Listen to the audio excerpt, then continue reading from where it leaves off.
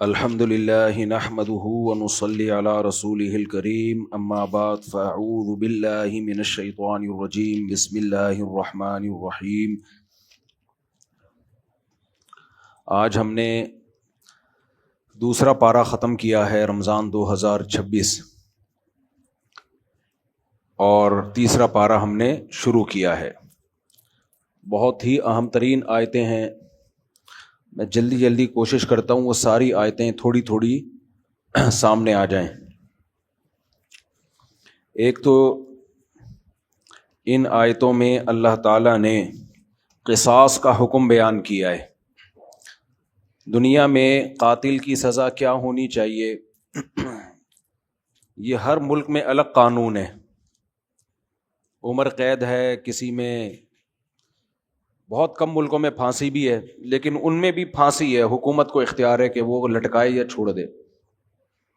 اسلام نے کتنا پیارا حکم دیا، کیونکہ دین فطرت ہے نا۔ اسلام کہتا ہے جس نے کسی شخص کو قتل کیا، دیکھو میں ایک بات بیان میں کہتا ہوں، یہ جو سیکولر حکومتیں ہوتی ہیں نا یہ لوگوں کو انسانوں کا غلام بناتی ہیں۔ خدا انسانوں کو انسانوں کی غلامی سے نکال دیتا ہے۔ یہ لوگ قانون بنا کے تھوپ دیتے ہیں، مسلط کر دیتے ہیں، بس اس میں ہم حکومتوں کے غلام بن جاتے ہیں۔ سارے رائٹس ان ملکوں میں حکومتوں کے ہوتے ہیں۔ اسلام کا فلسفہ کیا ہے کہ حقیقی مالک صرف اللہ کی ذات ہے۔ وہ جو قوانین بنائے گا وہ قوانین لوگوں کے حقوق کے لیے، یعنی لوگوں کے ذمے جو لوگوں کے حقوق ہیں نا ان کے تحفظ کے لیے ہیں۔ وہ مثال کے طور پر آپ یہ دیکھ لو، زید نے بکر کو قتل کیا۔ ریاستی قوانین پوری دنیا میں مختلف ہیں، کسی میں ہے کہ 10 سال جیل، 14 سال جیل، یہ کر دو وہ کر دو۔ اسلام کیا کہتا ہے؟ زید نے جو بکر کو قتل کیا تو نقصان کس کا ہوا؟ بکر تو اب زندہ نہیں ہو سکتا، اس سے انتقام تو اللہ قیامت میں زید سے لے گا۔ بکر کی مرضی قیامت میں زید کو جہنم میں پھینکوا دے یا معاف کر دے۔ لیکن ایک اور نقصان ہوا ہے بکر کے رشتہ داروں کا۔ بکر کی کوئی بیوی تھی، اس کے بیٹے تھے، اس کی بیٹیاں تھیں، اس کے ریلیٹو تھے۔ اصل نقصان کس کا ہوا ہے؟ ان کا۔ ریاست کو یہ اجازت نہیں ہے کہ وہ معاف کر دے، کہ یہ جس کا نقصان ہوا ہے انتقام لینے کا حق بھی بولو ان کو ہے۔ فقط جعلنا لولیہ سلطانا، انتقام کی آگ جن کے دلوں میں بھڑک رہی ہے، اللہ کہتے ہیں ہم ان کو اختیار دیں گے کہ چاہو تو قاتل کو قتل کر دو، چاہو تو قاتل سے دیت لے کے اس کو چھوڑ دو، یہ تمہارا رائٹ ہے، حکومت کا نہیں ہے۔ تو بتاؤ اسلام میں حکومت کے حقوق زیادہ ہی ہیں انسانوں کے؟ بولو۔ حکومت کا کام صرف مینجمنٹ ہے کہ انسانوں کے حقوق ادا کر رہے ہیں کہ ادا نہیں کر رہے، کہ انسان جو ہے وہ انسانوں کے حقوق ادا کر رہے ہیں کہ نہیں کر رہے۔ لہذا حکومت کا کام یہ ہے قاتل کو پکڑے، بھاگنے نہ دے اور مقتول کے وارثوں کے حوالے کر دے۔ تم بتاؤ کیا کرنا ہے، گردن اڑانی ہے یا معاف کرنا ہے؟ وہ کہتے ہیں معاف کرنا ہے، اسی وقت چھوڑ دو۔ وہ کہتے ہیں گردن اڑانی ہے، اڑا دو اس کی۔ سعودی عرب میں جب تک یہ قصاص کا قانون پورے طور پہ تھا، شاید اب بھی ہے، 1 ہفتے کے اندر قاتل کو قتل کر دیا جاتا تھا۔ تو اس قانون کو کیا کہتے ہیں؟ قصاص کا قانون۔ سمجھ میں آ رہی ہے بات؟ جن کا نقصان ہوا ہے یہ ان کا ہیڈک ہے کہ معاف کرنا ہے یا چھوڑنا ہے، گورنمنٹ کا کام نہیں ہے۔ ہر چیز میں حکومتوں نے ٹانگ اڑائی ہوئی ہے نا۔ 18 سال سے کم عمر کی بچی کی شادی نہیں کر سکتے۔ بھائی بچے بالغ ہو گئی، بچی جانے اس کا باپ جانے۔ تو یہاں غلامی ہے، اسلام میں کیا ہے؟ آزادی۔ دوسرا الحر بالحر، ایک اور جگہ اللہ نے فرمایا قصاص کے حکم میں، قصاص میں صرف خون کا بدلہ خون نہیں ہے۔ اگر کسی نے آپ کی آنکھ پھوڑ دی ہے تو آنکھ کے بدلے آنکھ۔ گورنمنٹ کیا کرے گی؟ دنیا میں کہیں قانون ہے کہ کسی نے جان کر آپ کی آنکھ پھوڑی تو اس کی آنکھ پھوڑی جائے؟ کہیں ہے قانون؟ جس کی آنکھ پھوڑی وہ تو گیا زندگی بھر کے لیے، دونوں آنکھیں ضائع کر دی، ہو گیا، نابینا ہو گیا، اس کو ڈالتے رہو جیل میں۔ جس نے آنکھ، وہ جیل میں اس کے جو انتقام کی آگ بھڑک رہی ہے کہ مجھے اندھا کر دیا تو نے، اس کے انتقام کی آگ ٹھنڈی ہوگی؟ بولو یار مجھے لگ رہا ہے آپ لوگ کو سمجھ میں نہیں آ رہا, تھکے ہوئے لگ رہے ہو تراویح کی وجہ سے نا, میں بھی تو تھکا ہوا ہوں. اس کا حق مل گیا اس کو جیل میں ڈالنے سے, اور اس جیل میں بھی 20 مسائل ہیں, ہر ملک کا الگ قانون ہے. بلکہ اب تو انشورنس جو دنیا میں ہو رہی ہے نا, اس نے تو دنیا میں انشورنس کے نظام نے تباہی مچا دی ہے.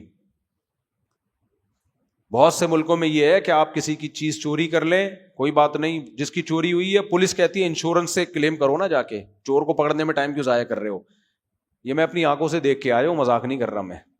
جو انشورنس جو ویسے جوا سٹا ہے نا, وہ ایسا گندا نظام مسلط ہوا ہے, بہت سارے جرائم میں پولیس انوالو بھی نہیں ہے. وہ کہہ رہی بھائی انشورنس کمپنی سے کلیم کر کے اپنا نقصان کی تلافی کرو, جاؤ چھوڑو, ٹائم ضائع مت کرو. یہ چل رہا ہے.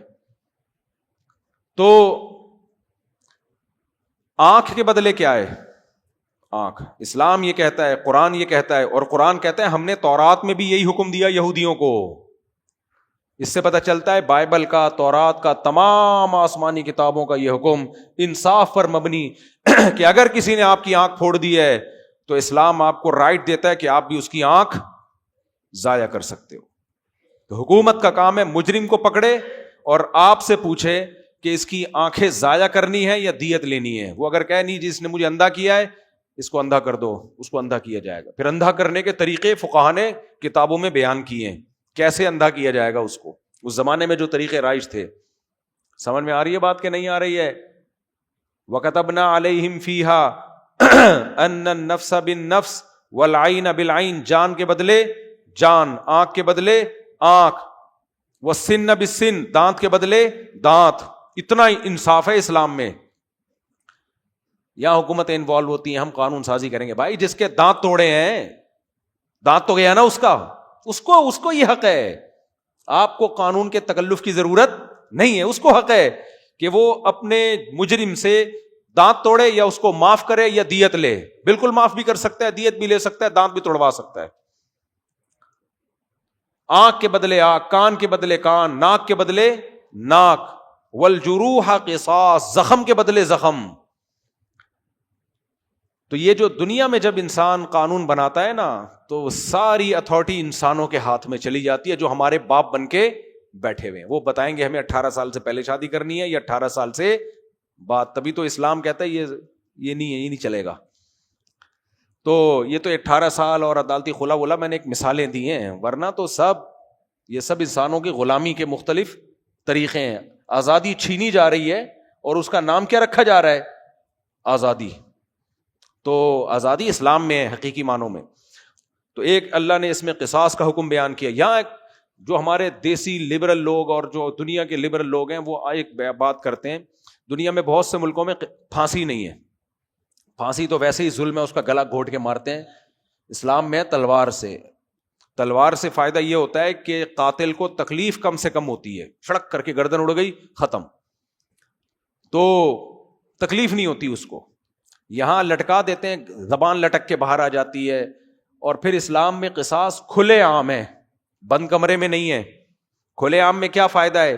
قاتل کو لوگ ترغیب دیں گے, جو مقتول کے وارثین ہیں ان کو لوگ ترغیب دیں گے کہ یار چھوڑ دو, یار چھوڑو. تو 80% کیسز میں ایسا ہوتا ہے کہ وہ معاف کر دیتے ہیں. کھلے عام میں یہ فائدہ ہوتا ہے. نمبر 2, دوسرا فائدہ کیا ہے؟ اگر اس کو قتل کیا جائے گا ساری دنیا دیکھے گی اور وہ آئندہ کسی انسان کو قتل کرنے سے ڈرے گی. لیکن دنیا کے قانون میں کیا ہے؟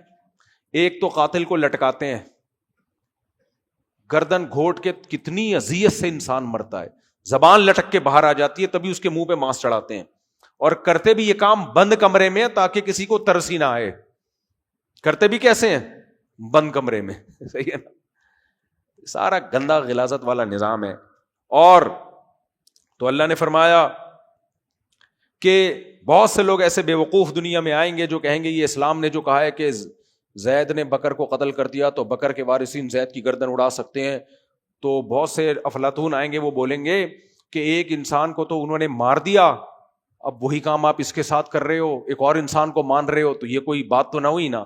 قانون تو یہ ہو کہ انسانوں کی جانیں بچیں, تو یہ بھی تو ایک انسان ہی ہے نا. تو اللہ نے فرمایا وَلَكُمْ فِي الْقِصَاصِ حَيَاتٌ, تمہارے لیے قصاص میں زندگی ہے.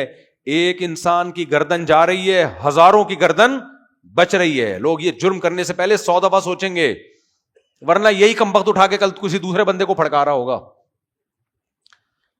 تو اس لیے اللہ نے فرما دیا وَلَكُمْ فِي الْقِصَاصِ حَيَاتٌ, تمہارے لیے قصاص میں زندگی ہے. آگے اللہ نے فرمایا, اللہ نے روزے فرض کیے ہمارے اوپر. یا ایھا الذین آمنوا کتب علیکم الصیام, تم پہ روزے فرض ہیں. تسلی کے لیے اب جیسے ہی روزے فرض کی ہم آیت سنتے ہیں گھبراہٹ طاری ہو جاتی ہے, ابے صبح سحری سے لے کے افطار تک کھانا ہی نہیں ہے.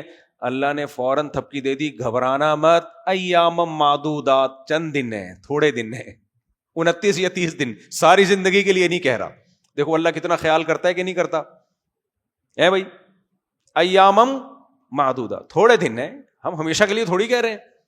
اس سے پتہ چلتا ہے جو ٹینشن تھوڑے دنوں کی ہو اور اس کا ٹائم معلوم ہو کہ اس ٹائم پہ یہ ٹینشن ختم ہو جائے گی, وہ ٹینشن برداشت کرنا آسان.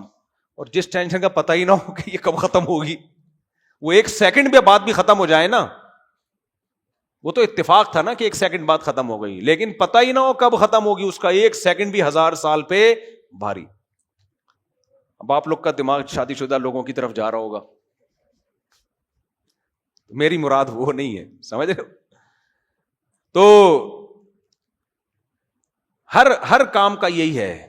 جب کوئی دیکھو اسلام میں ہے تسبیحات 100 دفعہ تیسرا کلمہ, 100 دفعہ چوتھا کلمہ, یہ 100 کا عدد کیوں بیان کیا جاتا ہے بھائی؟ اللہ کہتے ہیں جتنا دل چاہے پڑھ لو, یوں کر کے جتنا دل چاہے پڑھ لو. بھائی جب تک کوئی عدد نہ ہو نا, انسان کو اینڈنگ پوائنٹ, اسٹارٹنگ پوائنٹ اور اینڈنگ پوائنٹ نہ بتایا جائے, اس کو موٹیویشن نہیں ملتی ہے. اس کو موٹیویشن نہیں ملتی ہے. اس کو بتایا 100 پڑھ لو یا 200 پڑھ لو, تو ایک عدد ہے, اس کو پتا ہے یہاں سے اسٹارٹ کروں گا, یہاں پر ختم ہوں گا, تو ایک وظیفہ میرا کمپلیٹ ہو جائے گا. ویسے چاہو جتنا مرضی ذکر کرتے رہو, لیکن سنت جب بھی کوئی چیز ہوتی ہے اس کا عدد متعین ہوتا ہے. فجر کی کتنی سنتیں متعین ہیں؟ 2 عدد متعین ہے. ظہر کی 4, پھر ظہر کے بعد 2. فرائض میں بھی ایسے ہی ہے. تو یہ ممکن ہے کہ تراویح میں کوئی عدد ہی متعین نہ ہو, جتنی چاہو جماعت سے پڑھ لو. یہ ایسی بات ہے جس پہ نہ کسی صحابی نہ کسی تابعی کا ہمیں کوئی قول ملتا ہے. اس پہ تو میں ابھی ویڈیو بیان ایک ریکارڈ کروا رہا ہوں. میرا ایک آڈیو بیان ہے تراویح پر, نا 20 رکعتیں تراویح پر, آڈیو بیان ہے حوالوں کے ساتھ. تو آج کل چلتا ویڈیو ہے, تو پورے ریفرنسز کے ساتھ اسی رمضان میں انشاءاللہ میرا ایک ویڈیو بیان آنے والا ہے. اس میں نے ثابت کیا ہے کہ ایسا نہیں ہے کہ تراویح میں 8 پڑھو 10 پڑھو 12 پڑھو, نہ, جماعت سے نماز ہے. جماعت میں نفل کی جماعت شریعت میں بدعت ہے.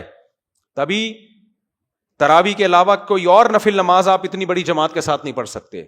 تو جو چیز بدعت ہے تو جتنی ثابت ہوگی اتنی ہی اس کی اجازت ہوگی, اتنی ہی وہ عادت سنت ہوگی. تو اس لیے اس پہ تفصیلی میرا بیان آنے والا ہے. ابھی اس پہ ریئیکشن نہ لوگ ریکارڈ کروانا شروع کر دیں. تو یہی وجہ ہے کہ جو لوگ 8 رکعت پڑھتے ہیں وہ پھر 8 ہی پڑھتے ہیں پوری زندگی. ان کی مسجدوں میں ایسا نہیں ہوتا آج 8 ہو رہی ہیں, کل 10 ہو رہی ہیں, پرسوں 12 ہو رہی ہیں. لوگ پاگل ہو جائیں گے, بولیں گے کیا کر رہا ہے بھائی, تو 8 پڑھائے گا 10 پڑھائے گا. تو اس لیے یا تو 8 سنت ہیں یا 20 سنت ہیں. ایسا نہیں ہے کہ کوئی خاص عدد متعین نہیں ہے, جتنی چاہے پڑھ لو, جتنی چاہے کا نہیں ہے. ہر مسجد میں متعین رکعتیں ہوتی ہیں ہر سال پوری زندگی.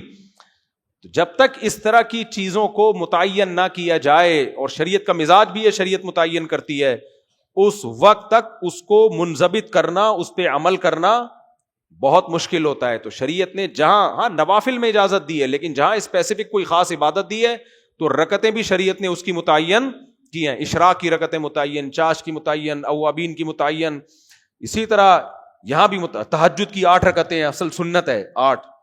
تو یہ نہیں ہو سکتا کہ تراویح جو صرف رمضان کے ساتھ خاص ہو, اس کا ٹائم بھی ہو, ایک خاص کیفیت کے ساتھ ہو, اس میں آپ کو کھلی ڈلی یاد دے دی ہو کہ 2 پڑھو 4 پڑھو 8 پڑھو 10 پڑھو. نہ, اس میں بھی صحابہ کے دور میں بھی یہ رکعتیں متعین تھیں, اور آج بھی کیا ہیں متعین. وہ کتنی ہے ویڈیو بیان کا انتظار کریں. اچھا بھائی, آگے اللہ تعالیٰ فرماتے ہیں کہ 2 لوگوں کو اللہ نے روزہ چھوڑنے کی اجازت دی, ایک مریض کو اور ایک مسافر کو. تیسرا کوئی نہیں ہے جس کو چھوڑنے کی اجازت. کل آپ کا پیپر ہو تو بھی رمضان کا روزہ رکھنا ہے. آپ مزدور ہو, گرمی میں آپ نے گڑھا کھودنا ہے تو بھی آپ نے رمضان کا روزہ رکھنا ہے. کیونکہ صحابہ کرام کے دور میں اے سی نہیں تھا کہ سارے اے سی میں بیٹھ کے روزہ رکھتے ہوں. اس دور میں بھی مزدور پیشہ لوگ بھی تھے, کسان بھی تھے, کانوں کو کھودنے والے لوگ بھی. اس دور میں بھی لوہا نکلتا تھا کہ نہیں نکلتا تھا؟ تلواریں کس سے بنتی تھیں؟ تو سارے سب طرح کے طبقے اس دور میں بھی تھے, آج بھی ہیں. تو روزہ کسی کے لیے بھی معاف نہیں ہے سوائے مسافر اور مریض. ہاں کوئی کسی کی حالت روزے میں خراب ہو جائے, مرنے لگے یا بیمار ہونے لگے تو توڑنے کی اجازت ہے اس کو. آگے ان آیتوں میں اللہ نے حکم دیا وَلَا تَأْكُلُوا أَمْوَالَكُمْ بَيْنَكُمْ بِالْبَاطِلِ, اے لوگو ایک دوسرے کا مال ناحق طریقے سے مت کھاؤ. اور وَتُدْلُوا بِهَا إِلَى الْحُكَّامِ, حکام کو رشوتیں دے کے دوسروں پہ ظلم مت کرو. آج یہ ہوتا ہے نا, دوسرے کا حق بنتا ہے, آپ نے رشوت کھلا کے اس کی سیٹ خود لے لیا آپ نے. یہ ہوتا ہے کہ نہیں ہوتا؟ یہی ہو رہا ہے. حق دوسرے کا تھا, آپ نے حق مار کے پیسے کھلائے اور اس کی جگہ آپ چلے گئے. ہاں حق آپ کا ہو اور پھر بھی وہ پیسے لیے بغیر کام نہ کر رہا ہو تو پھر رشوت دینا جائز ہے, کیونکہ یہاں رشوت اپنے حق کو لینے کے لیے ہے, دوسرے کا حق مارنے کے لیے نہیں ہے. آگے چلتے ہیں, جلدی جلدی میں چاہ رہا ہوں ساری آیتیں آ جائیں ہمارے سامنے, جن بہت سارے جو احکام آئے ہیں. اللہ نے جو جہاد کا حکم دیا, جہاں جہاد فرض ہے اس کی آگے آیتیں آ رہی ہیں. اس میں اللہ نے بتایا کہ کافر لوگ کہتے ہیں یہ لوگ جہاد کیوں کرتے ہیں, تو اللہ نے فرمایا وَالْفِتْنَةُ أَكْبَرُ مِنَ الْقَتْلِ, فتنہ قتل و غارت سے زیادہ بری چیز ہے. اگر جہاد نہ ہوتا, آگے تفصیل سے جہاد کی آیتیں پھر میں وہ پڑھتا ہوں, اگر جہاد نہ ہوتا یہ مسلمانوں کو گاجر مولی کی طرح کاٹ کے ختم کر دیتے. دیکھو مودی نے ہم پہ جو میزائل مارے تو اب تک ہم کھاتے ہی رہتے. کیا خیال ہے اگر ہماری طرف سے ہماری ایئر فورس نے اگر رپلائی نہ کیا ہوتا اور ہمارے جہازوں نے اگر میزائلوں پہ بٹن نہ لگایا ہوتا اور یہاں سے بنیان مرصوص کی صورت میں میزائل نہ اڑے ہوتے, تو کیا وہ جو ہم پہ طیارے آ کے گرنا شروع ہوئے تھے وہ بند ہو جاتے؟ ہم یہاں سے تبلیغی جماعت کو بھیجتے, محبت سے وہ ان کے پائلٹوں کو جا کے سمجھاتے کہ دیکھو لڑائی معاف کرو, اللہ کا گھر صاف کرو, اصل تو محبت ہے, اسلام محبت کا درس دیتا ہے. ہم آپ سے محبت سے کہہ رہے ہیں آئی لو یو, کائنڈلی آپ دوبارہ میزائل نہ پھیریں, ہو جاتا یہ کام. اس لیے اللہ نے فرمایا وَالْفِتْنَةُ أَكْبَرُ مِنَ الْقَتْلِ, یہ جو فتنہ ہوتا نا, لڑائی ملکوں میں لڑائی ہوتی اور جو قتل و غارت ہوتی وہ زیادہ بری چیز ہے.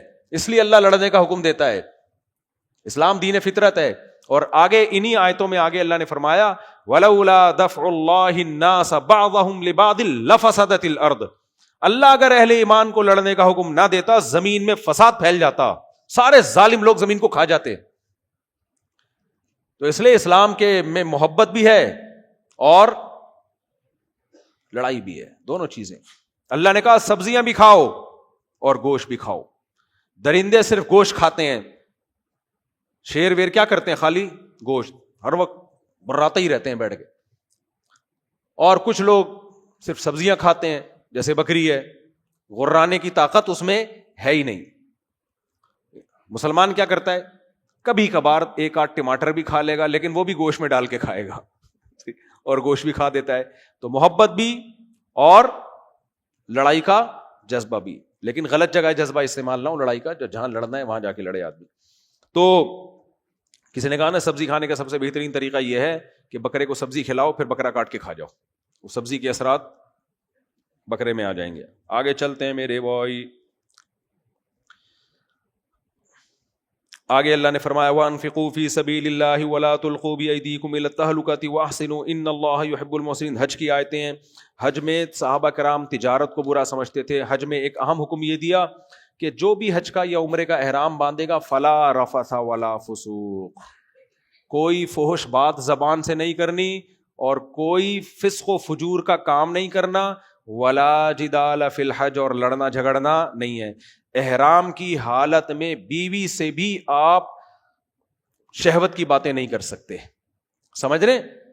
احرام کی حالت میں بیگم کے ساتھ بھی آپ کوئی ایسی بات نہیں کر سکتے جو نارمل حالات میں فحش بات سمجھی جاتی ہے, وہ بھی جائز نہیں ہے. اور لڑنا جھگڑنا بالکل جائز نہیں ہے. بعض لوگوں کو ہم نے وہاں بھی احرام میں بھی دیکھا ایسے بیٹھے ہوتے ہیں جیسے توے پہ کسی نے لا کے ان کو بٹھا دیا ہے. تو احرام میں بالکل برداشت برداشت برداشت. آگے اللہ فرماتے ہیں صحابہ کرام جب حج کرنے جایا کرتے تھے تو پوری دنیا سے لوگ آتے تھے, تو اب تجارت ہوتی تھی. شام سے جو لوگ آ رہے ہیں وہ مال لے کر آ گئے جو شام میں پائے جاتا ہے, حج بھی ہو جائے گا چلو, اور مدینہ والے وہ مال لے کے چلے گئے جو شام میں نہیں ہے, تو تاجروں کے آپس میں لین دین ہوتی تھی. ان کا مال خریدا, انہوں نے ان کا مال خریدا. جب اسلام آیا, حج کیا صحابہ نے, تو اشکال ہونے لگا, بھائی ہم تو حج کر رہے ہیں اور پیسے بھی کما رہے ہیں, یہ پتہ نہیں ہمارا حج ضائع نہ ہو جائے. اللہ نے فرمایا لیس علیکم جناح, کوئی حرج نہیں ہے, تجارت بھی کر لیا کرو. سمجھتے ہو حج کرنے جا رہے ہو, بزنس بھی ساتھ ساتھ نمٹا کے آ جایا کرو. اللہ کو پتا تھا یہ حج بزنس کی اتنی بڑی اپورچونٹی ہے, یہ میں مسلمانوں سے کیسے ضائع کرا دوں. اس سے پتا چلتا ہے اللہ تعالی مسلمانوں کو اکنامکلی کمزور دیکھنا چاہتے ہیں یا پاورفل دیکھنا چاہتے ہیں؟ پاورفل. تبھی حج جو خالصتاً عبادت ہے اس میں باقاعدہ صراحتاً تجارت اور بزنس کی اجازت دی جا رہی ہے. افسوس کی بات پتہ ہے کیا ہے؟ حج میں آج جتنا بزنس ہو رہا ہے ساری پروڈکٹ بک کس کی رہی ہیں؟ غیر مسلموں کی. تبھی وہ کبھی بھی نہیں ہمارا حج بند کرنا چاہیں گے. سارا منجن کس کا بکتا ہے؟ میں نے وہاں پوچھا حکومت میں لوگ جو تھے, سعودی حکومت کے کچھ نچلے طبقے کے لوگ, میں نے کہا یہ کیا مسئلہ ہے یار, سارا مال بک کس کا رہا ہے؟ یہ تو شکر ہے بس مرغی ہماری بک جاتی ہے حلال کی وجہ سے, ورنہ وہ بھی نہیں بکتی. سارا مال ان کا. کہہ رہے ہیں بھائی پاکستان سے منگوایا تھا ہم نے, 2 نمبر ہی کی انہوں نے. بہت دفعہ کھانے پینے کی چیزیں پاکستان سے منگواتے تھے, 2 نمبر ہی. ہمارے ایک دوست ہیں, کاپر کا بہت بڑا بزنس ہے, بڑے نوٹ چھاپنے لگے, کاپر ایکسپورٹ ہو رہا ہے. ایک دن روتے ہوئے آئے, سارا بیٹھ گیا بٹا. میں نے کہا کیا ہوا؟ کہہ رہے ہیں وہ بھیج دیا تھا کسی پنجاب میں کسی بندے نے, جعلی یعنی کاپر میں 2 نمبر ہی کر دی اس نے. جب اس کا مال زیادہ بکنا شروع ہوا نا, اعتماد ہو گیا باہر کی کمپنیوں کو, تو اس نے کیا کر دیا, کاپر اوپر سے کاپر تھی, اندر پتہ نہیں کیا بھر کے کسی طرح نکالو مال. تو بس اس کے بعد سے وہ پاکستان سے کاپر لے ہی نہیں رہے. تو ماشاءاللہ حرام خوری میں اللہ معاف فرمائے, اللہ نے بہت نوازا ہے.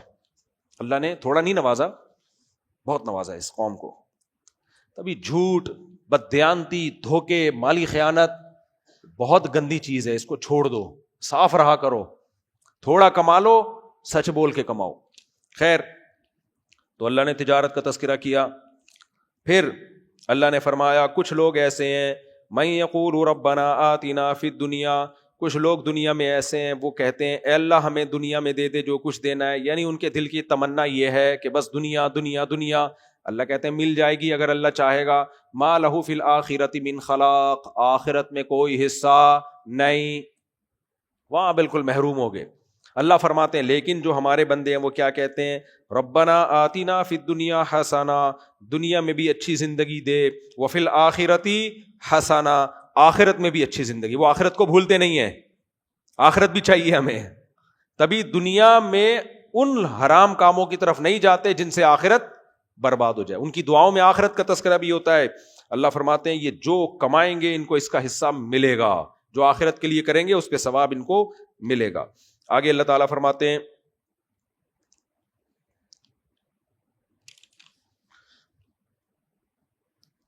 ام حسبتم ان تدخلوا الجنہ, تم یہ سمجھتے ہو تم جنت میں داخل ہو جاؤ گے اور تمہیں اللہ آزمائے گا نہیں.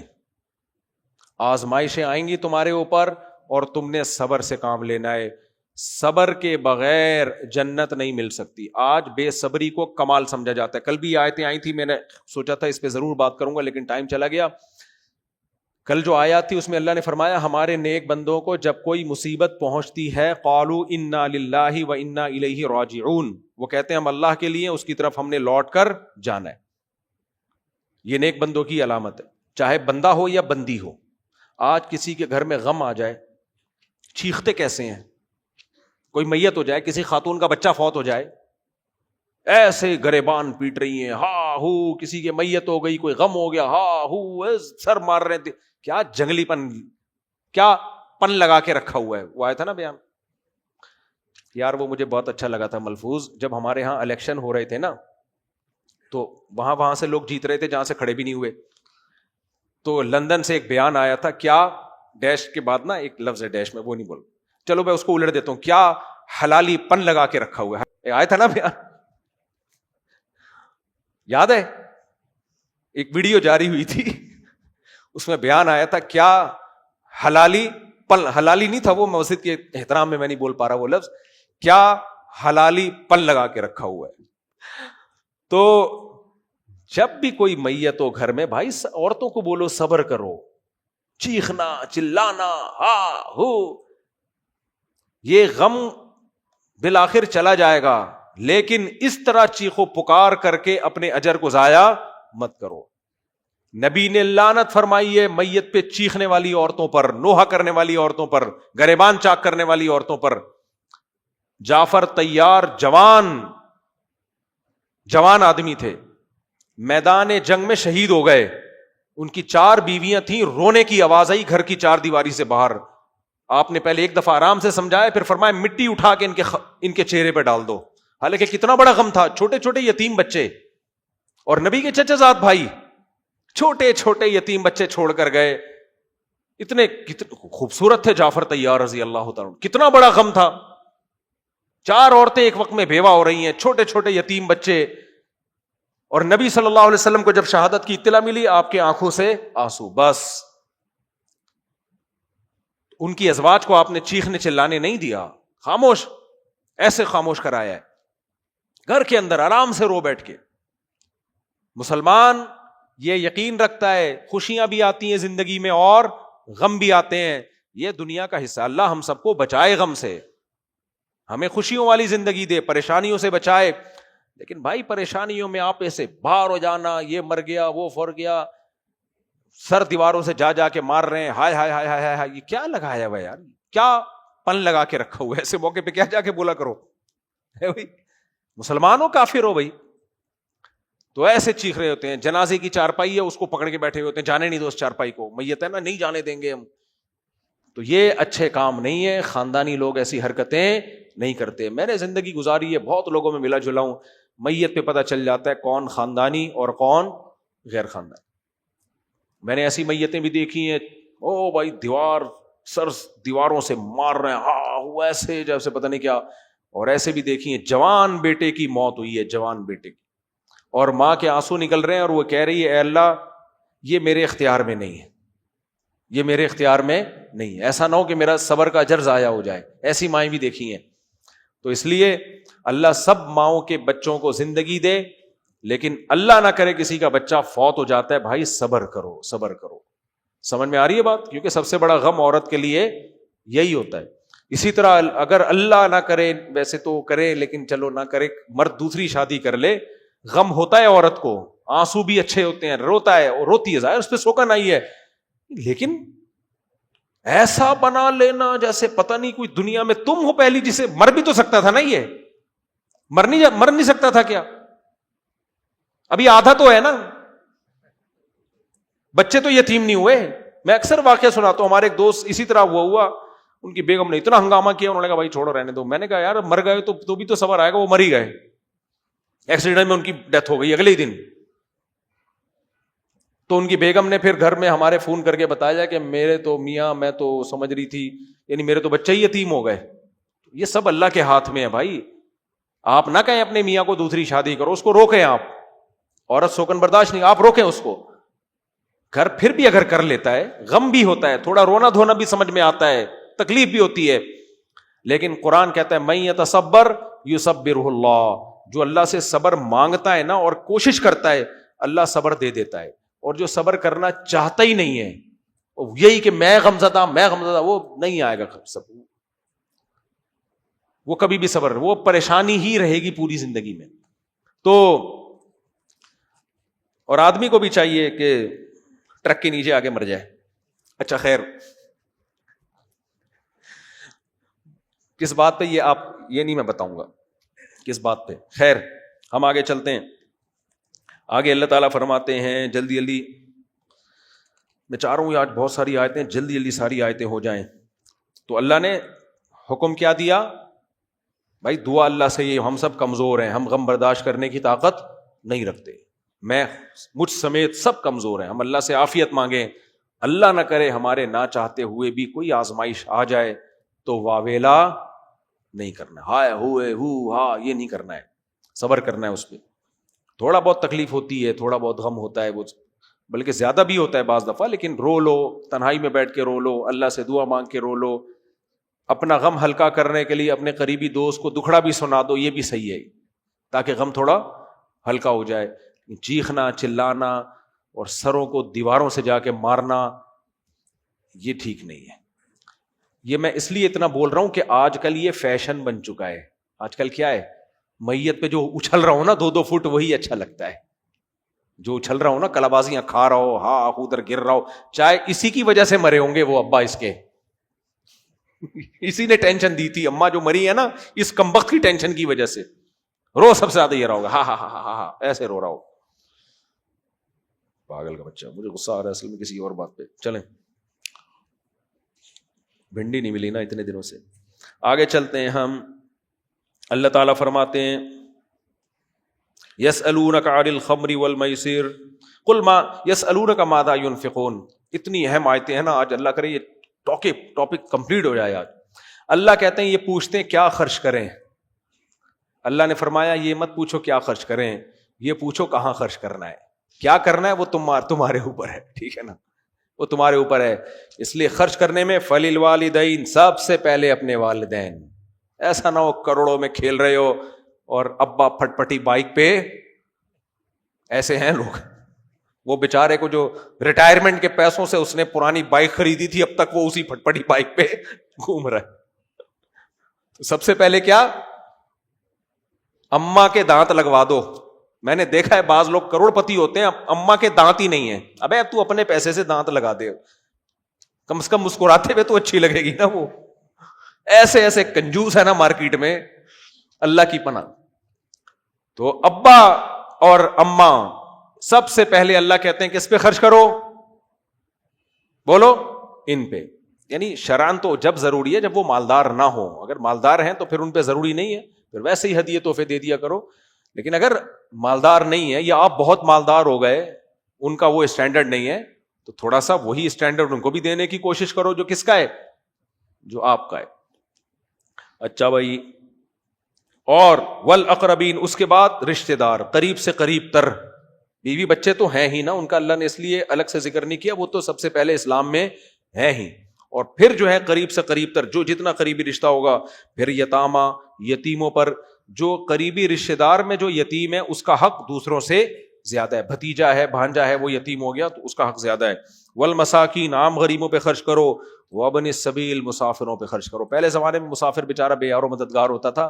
آج کل کے مسافر تو بائی ایئر ٹکٹ پہ آتے ہیں, ہوٹل بک کراتے ہیں, ایسا نہ ان کو زکات دینے چلے جائیں آپ لوگ, ٹھیک ہے. تو پہلے زمانے میں سفر کے بعد آدمی بدحال ہوتا تھا. آگے اللہ تعالیٰ فرماتے ہیں یسألونک عن الخمر والمیسر, یہ شراب کے بارے میں پوچھتے ہیں. بعض لوگ کہتے تھے شراب میں تو بڑا فائدہ ہے بھائی, ہم جب سخت ٹینشن میں ہوتے ہیں تو شراب پی کے سکون مل جاتا ہے, جسم میں طاقت آتی ہے. تو اللہ نے فرمایا قل فیہما اسم کبیر ومنافع للناس, اس میں کچھ فائدے بھی ہیں لیکن اس میں گناہ بھی ہے. اسمہما اکبر من نفعہما, لیکن ان کا گناہ ان کے فائدوں سے زیادہ ہے. تو اس لیے اس بحث میں مت پڑو کہ کیا کیا فائدے ہیں. اللہ کی طرف سے ایک قطرہ بھی شراب کا حرام ہے, بس اللیگل. مسلمان کے لیے اتنا کافی ہے, زیادہ افلاطون بننے کی ضرورت. یہ جو ہے نا ایکچولی کر کے غامدی صاحب نے نہیں بہت ساری دن تصویر آئی, غامدی صاحب یوں بیٹھے ہوئے, کسی نیچے کمنٹ کیے ہوئے تھے یہ پریشان ہے کہ 2-4 چیزیں حلال رہ گئی ہیں, وہ کیسے 2-4 چیزیں اسلام میں حرام رہ گئی ہیں, وہ میں کیسے حلال کر دوں, ہو نہیں پا رہی. تو عدت کا بھی انکار کر دیا. آج عدت کے حکام بھی آ رہے ہیں قرآن میں, عدت کا بھی انکار کر دیا کہ اگر الٹرا ساؤنڈ کیا پریگننسی نہیں ہے تو عدت ہی نہیں ہے. چلو بھائی, اس طرح کے ماشاءاللہ اللہ نے بڑا نوازا ہے غامدی صاحب کو بھی.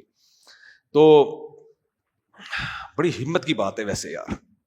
ان کے جو داماد ہیں وہ ماشاءاللہ ان سے بھی 2 ہاتھ آگے. عدت کی آیتوں کا انکار کر دیا کہ پہلے زمانے میں تو اصل میں پتہ نہیں چلتا تھا نا کہ پریگننسی ہے یا نہیں ہے, تو اس لیے شریعت نے عدت کا حکم دیا تاکہ پتہ چل جائے کہ پریگننسی نہیں ہے. اور بھائی پھر قرآن 3 حیض کا حکم کیوں دے رہا ہے؟ پریگننسی کا تو 1 حیض سے پتہ چل جاتا ہے کہ ہے کہ نہیں ہے. بیوہ کو 4 مہینے 10 دن کیوں بٹھا رہا ہے؟ اس کو کیوں نہیں کہہ دیا 1 حیض 2 حیض 3 حیض؟ تو بس لاتے رہو مارکیٹ میں کچھ بھی لے آؤ, لوگ بیٹھے ہوئے ہیں قبول کرنے کے لیے. خیر, لیکن بہرحال میں غامدی صاحب کی ایک چیز کی تعریف کرتا ہوں, اخلاق اچھے ہیں, بات کرنے کی تمیز ہے. چلو یہ چیز سیکھ لو غامدی صاحب سے. دین نہیں سیکھو بھائی, دین علماء سے سیکھا جاتا ہے. اگر آپ کو میرے جیسا مولوی پسند نہیں ہے, کسی دوسرے عالم سے سیکھ لو. بڑے بڑے علماء ہیں, حضرت مفتی تقی صاحب ہیں, دوسرے ہیں. میں تو شادیوں کی باتیں کرتا ہوں, لطیفے بھی سناتا ہوں, لوگ کہتے ہیں یہ نہیں چاہیے ہمیں, لیکن میں نہیں چاہیے, چھوڑ دو ہمیں, سنو علماء ہی کو. خالی ہم پہ تھوڑی سارا دین نازل ہوا ہے, ہم غلط بھی ہو سکتے ہیں. دوسرے علماء کو سنو, جو بڑے بڑے علماء ہیں, مفتی تقی صاحب ہیں اور مولانا طارق صاحب کے تو اصلاحی بیانات ہوتے ہیں نا, وہ تو مسائل کی بات ہی نہیں کرتے. زیادہ تر علماء میڈیا پہ ہے نہیں, یہ بڑا مسئلہ ہے. ہمارے بڑے علماء سارے مدارس کے اندر درس و تدریس میں مشغول ہیں, ان کو جا کے ان کے بیانات میں بیٹھ کے ان کو سن لیا کرو. آگے چلتے ہیں میرے بھائی. تو اللہ نے فرمایا شراب کے بحث میں مت پڑو کہ یہ فائدہ ہے نقصان ہے, حرام ہے, بس مسلمان کے لیے اتنا کافی ہے. آگے اللہ تعالیٰ فرماتے ہیں صحابہ کرام نے یتیموں کے بارے میں بڑا ڈرا کرتے تھے کہ یتیم کا مال اللہ نے حرام کر دیا. اب یتیم بچے کو پال رہے ہیں تو اس کا راشن کیسے الگ کریں, اس کی روٹی الگ پکے گی, یہ تو بڑا مسئلہ ہو گیا نا. تو اللہ نے کہا کوئی بات نہیں, اس کا نان نفقہ اپنے نان نفقے کے ساتھ مکس کر لو, لیکن اس نیت سے نہیں کہ میں اس کا زیادہ کھا جاؤں گا, اس کا زیادہ بلکہ اس نیت کے ساتھ کہ ملا جلا برابر برابر کھا لیں گے. اب کون ایک ایک پائی کا حساب رکھے, مشکل ہے. باقی اللہ فرماتے ہیں واللہ یعلم المفسد من المصلح, اللہ کو پتہ ہے, اللہ سے نہیں چھپ سکتے کہ کس کی نیت میں کھوٹ ہے اور کون ٹینشن سے بچنے کے لیے کر رہا ہے. بعض دفعہ نیت میں کھوٹ ہوتا ہے, سب ملا کے کھا لیا, جو مدسلہ لا لیا, جو سامنے آیا کھا لیا. آپ نے دیکھا ہوگا نا, بوٹیاں رکھی ہوئی ہوتی ہیں برتن میں, یوں گھما لی, یوں کر کے ادھر سے کھا لی, پھر یوں گھما کے دوبارہ یہ والی بھی کھا لی. صحیح ہے نا. تو اللہ کہتے ہیں یتیم کا مال بعض دفعہ اس لیے مکس کیا جاتا ہے کہ اب کون بیٹھ کے روٹیاں گنے گا, آدھا آٹا اس کا آدھا تمہارا, مکس کر کے 4 پراٹھے بنے, 3 تم نے کھا لیے اور 1, تو چلو کبھی ایسا ہو گیا اگلے دن وہ 3 کھا لے, تم 1 کھا لو, روز ہی تم 3 کھا رہے ہو اور کہہ رہے ہو مکس ہے تو اب کون گنے. تو اللہ کہتے ہیں اللہ کو پتہ ہے, دنیا کو دھوکہ دے سکتے ہو, اللہ کو دھوکہ نہیں دے سکتے. اس سے پتہ چلتا ہے اسلام میں یتیم کے مال کی حفاظت کا کتنا حکم ہے. اللہ اس کا راشن آٹا چینی مکس کر کے بھی کہہ رہے احتیاط کرو, اور یہاں باپ مر جاتا ہے, بڑا بھائی چھوٹے بھائی کی وراثت کھا جاتا ہے, بھتیجے کی وراثتیں کھائی جاتی ہیں. یہ چل رہا ہوتا ہے مارکیٹ میں. آگے اللہ تعالیٰ فرماتے ہیں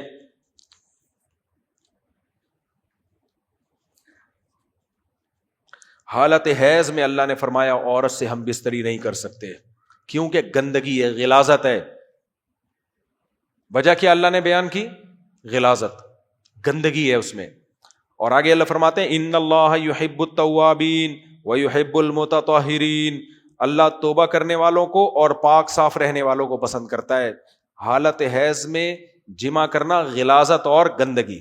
اسی طرح حیا کے خلاف مسئلہ ہے, پچھلے راستے میں جمع کرنا بھی حرام ہے, کیونکہ وہ بھی کیا ہے, وہ حیض سے زیادہ گندگی ہے, حیض سے زیادہ گندگی ہے, یہ بھی حرام اور گناہ کبیرہ ہے.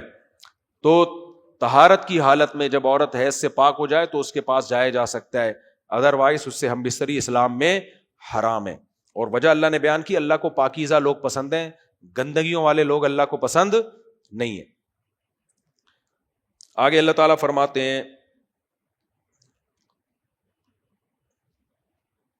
اب یہاں سے کچھ احکام بیان ہو رہے ہیں طلاق کے, وہ بھی میں جلدی جلدی بیان کر دوں, پھر آگے بھی بہت اہم احکام ہے سورہ بقرہ کے آخر میں.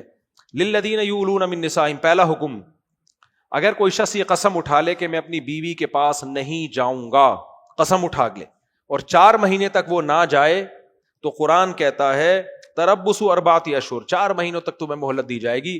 قسم توڑ دی تو کفارہ ادا کر لو, قسم نہیں ٹوٹی تو پھر نکاح سے آزاد ہو گئی وہ. دیکھو ویسے اگر کوئی 4 مہینے تک بیوی کے قریب نہ جائے تو بری بات ہے, شادی کس سلسلے میں کی ہے, لیکن اس سے طلاق نہیں ہوتی. طلاق جب واقع ہوتی ہے جب قسم اٹھا لے کہ خدا کی قسم میں تجھ سے ہم بستری نہیں کروں گا یا تیرے قریب نہیں آؤں گا. یہ قسم اٹھا لی تو 4 مہینے کے بعد کیا ہو جائے گا, طلاق عورت پہ خود بخود واقع ہو جائے گی. دوبارہ نکاح کرنا چاہے نکاح ہو سکتا ہے, لیکن اسلام عورت کو آزاد کر دیتا ہے کہ بھائی اب یہ تمہارے قریب نہیں آ رہا, تمہارا بنیادی حق ادا نہیں کر رہا, تم جہاں چاہو نکاح کر سکتی ہو, اسی سے چاہو تو اسی سے دوبارہ نکاح کر سکتی ہو. ایک حکم اللہ نے یہ بیان کیا. دوسرا حکم والمطلقات یتربصن بانفسہن ثلاثۃ قروء, رخصتی کے بعد اگر عورت کو طلاق ہو جائے تو طلاق کے بعد اللہ کہتے ہیں 3 حیض کم سے کم عورت نے عدت کے گزارنے ہیں. آج ہماری سوسائٹی میں اس حکم کی بھی دھجیاں اڑائی جا رہی. طلاق ہوئی اگلے دن آفس جا رہی ہیں بن ٹھن کے, بلکہ وہ کر رہی ہیں, اس کو سیلیبریٹ کر رہی ہیں, کیک کٹ رہے ہیں, میڈیا پہ آ رہی ہیں. اللہ نے 4 دیواری میں قرار پکڑنے کا حکم دیا. عورت کا ویسے بھی نامحرم سے پردہ ہے, لیکن عدت کے دوران یہ پردے کے حکام اور بھی زیادہ سخت ہو جاتے ہیں. شدید ضرورت کے بغیر وہ گھر سے باہر نہیں نکل سکتی. اب بہت سی خواتین کہتی ہیں اسلام نے ہم پہ اتنی پابندیاں لگاتی ہیں, مرد پہ تو پابندیاں لگائی نہیں. میڈیا اسی قسم کی باتیں کر رہا ہے. تو آپ اسلام چھوڑ دیں کائنڈلی, ٹھیک ہے. اسلام کو آپ جیسے لوگوں کی ضرورت بول لیا کرو. اس طرح کی خواتین ہے نا, ایکچولی ہم کیوں عدت, وہ جس نے دی ہے وہ تو گھوم رہا ہے موٹر سائیکل پہ ویلیاں لگاتا پھر رہا ہے, ہمیں طلاق ہوئی ہے ہمیں باؤنڈ کیا جا رہا ہے. عدت شوہر کے گھر میں ہوتی ہے. اگر وہاں آج کل عدت کہا جاتا ہے جب طلاق ہونا تو لڑکی اپنے والدین کے گھر میں, کیونکہ شوہر 3 طلاقیں دے کے فتویٰ لے آتا ہے بیوی کو حلال کرنے کے لیے, تو اس لیے 3 طلاقیں دیتے ہی ہم پھر بیوی کو مشورہ دیتے ہیں فوراً اپنے اماں ابا کے گھر چلی جاؤ, اس سے پہلے کہ کوئی مفتی بیٹھا ہوا ہو اور بیوی حلال کر کے حرام بیوی اس کو پکڑا دے, کیونکہ مفتی مارکیٹ میں فتوی دینے والے دبا کے ہیں. ابھی میں قرآن کی آیتیں اس سے متعلق بھی پڑھوں گا. تو بہرحال طلاق عدت شوہر کے گھر میں ہو, اصل تو شوہر کا گھر ہی ہے, قرآن میں صاف ہے, لیکن مجبوری ہو تو پھر ماں باپ کے گھر میں, لیکن عدت گھر میں ہوگی. شدید ضرورت میں گھر سے باہر نکل سکتی ہے, ادر وائز وہ گھر سے باہر نہیں جا سکتی. ایک حکم یاد رہے گا کہ نہیں رہے گا, یہ خواتین یاد رکھیں. ایک اور اللہ نے حکم دیا وَلَا يَحِلُّ لَهُنَّ أَن يَكْتُمْنَ مَا خَلَقَ اللَّهُ فِي أَرْحَامِهِنَّ. عورت کو طلاق ہوئی, اسے پتا چلا میرے پیٹ میں حمل ہے, اس کے سوا دنیا میں کسی کو معلوم نہیں ہے. اللہ کہتے ہیں عورت کے لیے حلال نہیں ہے کہ اس حمل کو چھپا لے. سمجھ میں آ رہی ہے بات؟ عورت کے لیے حلال نہیں ہے کہ اس حمل کو چھپا لے, ظاہر کرے کہ میرے پیٹ میں اس شخص کا بچہ ہے, تاکہ بچے کے نسب میں خلل نہ ہو. ایسا نہ ہو پیٹ میں بچہ ہو, شادی کسی اور سے کر لے, بچہ پیدا ہوا, جمشید سمجھ رہا ہے کہ یہ میرا ہے, تھا وہ کس کا, ستار کا. یہ نہیں ہوتا اسلام, یہ بغیرتی اسلام میں جائز نہیں. انگریزوں کے ہاں ایسا ہوتا ہے. وہ ہوا تھا ایک کیس, بی بی سی کی رپورٹ تھی چند سال پہلے کہ ایک خاتون نے کیس کیا کہ یہ بچہ لوگ کہہ رہے ہیں مائیکل کا ہے, حقیقت میں یہ جیکسن کا ہے. جیکسن نے کہا میرا نہیں ہے, کورٹ نے کہا ڈی این اے ہوگا, پتا چلا نہ وہ مائیکل کا نہ وہ جیکسن کا, وہ نیلسن کا نکلا. یہ رپورٹ تھی بی بی سی کی. تو یہ ان لوگوں کے ہاں ہوتا ہے, ہونے دو, وہ جانے. انہوں نے تو مذہب سے بغاوت کر کے کم از کم کرسچینٹی پہ ہی رہتے نا, مسیحیت پہ ہی رہتے, تو یہ بغیرتی تو نہ ہوتی, نہ بنتے مسلمان, اتنی اپنے مذہب پہ ہی رہ لیتے. تو اس لیے میرے بھائی ہم اس طرح کے لوگ نہیں ہیں. اللہ نے کہا کہ عورت کو ڈیورس ہوئی ہے, اس کے پیٹ میں اگر حمل ہے, اسی کو پتا ہے کسی اور کو نہیں, وہ حمل چھپا نہیں سکتی, اور شوہر کی پرمیشن کے بغیر گرا بھی نہیں سکتی ہے. وہ نہ شوہر بیوی کی پرمیشن کے بغیر حمل گرا سکتا ہے اور نہ بیوی, اور دونوں کی رضا بھی ہو تو بھی حمل گرانا جائز نہیں ہے جب تک کہ شدید ضرورت نہ ہو, اور 4 مہینے کے بعد تو بالکل حرام ہے, گرانے کا کوئی وہ ہے ہی نہیں. اب آگے اللہ تعالیٰ فرماتے ہیں وَبُعُولَتُهُنَّ حَقُّ بِرَدِّهِنَّ فِي ذَلِكَ إِنْ أَرَادُوا إِصْلَاحًا. اگر 1 یا 2 طلاقیں ہوئی ہیں تو اللہ کہتے ہیں کہ اس دوران شوہر کو حق ہے کہ وہ رجوع کر لے. اگر 1 یا 2 طلاقیں ہوئی ہیں, عورت کے پاس یہ رائٹ نہیں ہے. مرد کو اللہ نے اختیار دیا ہے کہ 1 یا 2 دفعہ اگر ریپیٹ کیا ہے تو ابھی تمہارا حق ہے. عدالتی خلا نے یہ سارے حکام کی دھجیاں اڑا دی, ابھی 1 بھی نہیں دی ہے, پھر بھی عورت کے پاس حق ہے کہ وہ عدالت سے خلا لے اور پتلی گلی سے نکل لے. تو اس آیت کا کوئی مطلب بچتا ہے؟ پھر اللہ تو کہہ رہے ہیں مرد نے 2 دے بھی دی نا, پھر بھی بعولتہن, بعل عربی میں شوہر کو کہتے ہیں, مرد کو یہ رائٹ ہے کہ وہ روک سکتا ہے بیوی.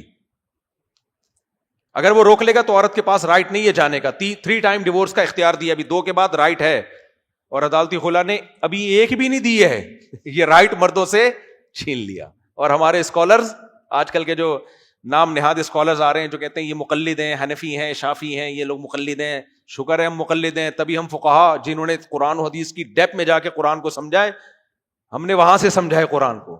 آپ تو بالکل بے لگام ہو, ایک کچھ اور بتا رہا ہے, وہ ادھر سے کچھ اور بتا رہا ہے, اس کا فتویٰ کچھ اور ہے, بوکھلائے ہوئے اتنے زیادہ, ایسے ایسے مسئلے پیش کر رہے ہیں کہ اللہ کی پناہ.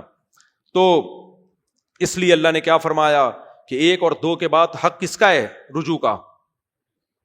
مرد کے پاس رجوع کا حق ہے.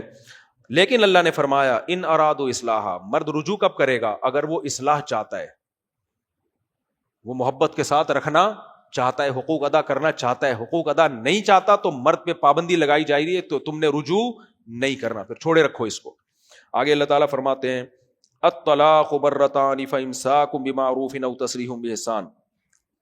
طلاقیں 2 مرتبہ ہیں. 2 مرتبہ کے بعد تمہیں حق, میں جلدی ان آیتوں کو ریپیٹ کروں گا کیونکہ اس موضوع پر میں کئی بار بیان کر چکا ہوں. 2 مرتبہ کے بعد تمہیں یہ حق ہے, محبت سے روک لو یا عزت کے ساتھ رخصت کر دو. آگے اللہ فرماتے ہیں ولا یحل لکم ان تاخذوا مما آتیتموہن شیئا. اگر تم نے رخصت کرنے کا ارادہ کر لیا ہے تو جو کچھ تم نے ان کو دیا تھا اس میں سے کچھ بھی واپس نہیں لے سکتے. پہلے زمانے میں ہوتا تھا طلاقیں دے کے دھکے دے کے نکالا, سارا مال مہر وہر جو دیا ہے نا اٹرم پٹرم سارا واپس لے لیا اور کک آؤٹ کیا, چل نکل. تو اللہ نے فرمایا نمبر 1 کک آؤٹ اس طریقے سے نہیں کرنا, تسریح باحسان, عمدہ طریقے سے چھوڑنا ہے اس کو. بات سمجھ میں آ رہی ہے؟ آج چھوڑا جاتا ہے عمدہ طریقے سے ہے, عمدہ طریقے سے. عمدہ طریقے سے چھوڑنے کا کیا مطلب ہے بھائی؟ دیکھو اس کو سمجھا بھی لیا محبت سے, دونوں خاندان والے بیٹھ گئے, پتہ چل رہا ہے کہ غلطی ہے کس کی, بھائی پتہ چل گیا بھائی بیگم ہی کی غلطی ہے. بعض دفعہ الٹا بھی ہوتا ہے, میں تو ایک مثال دے رہا ہوں, اگر پتہ چل گیا کہ اس کی غلطی ہے. اب دونوں خاندان والوں کو بٹھایا, انہوں نے سمجھایا, نہیں سمجھ میں آ رہا. پہلی بات تو یہ کہ برداشت کر لو بھائی, ہر پورا صحیح دنیا میں کوئی بھی نہیں ہوتا.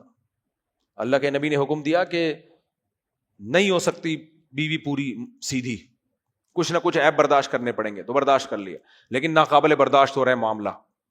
اب جب ناقابل برداشت ہو رہا ہے تو اللہ نے پہلا حکم بیان کیا کہ جرگہ بٹھاؤ, وہ بھی کامیاب نہیں ہو رہا تو پھر کیا کرنا ہے؟ پہلے محبت سے نصیحت, دوسری آیتوں میں آتا ہے جرگہ, تیسرے میں آتا ہے علیحدگی اختیار کر لو کچھ دنوں کے لیے. تبھی جب میاں بیوی کے جھگڑے ہمارے پاس آتے ہیں نا, ہم کہتے ہیں آپ دونوں کا کوئی حل نہیں ہے, 6 مہینے کے لیے وہ اپنی اماں کے چلی ہے.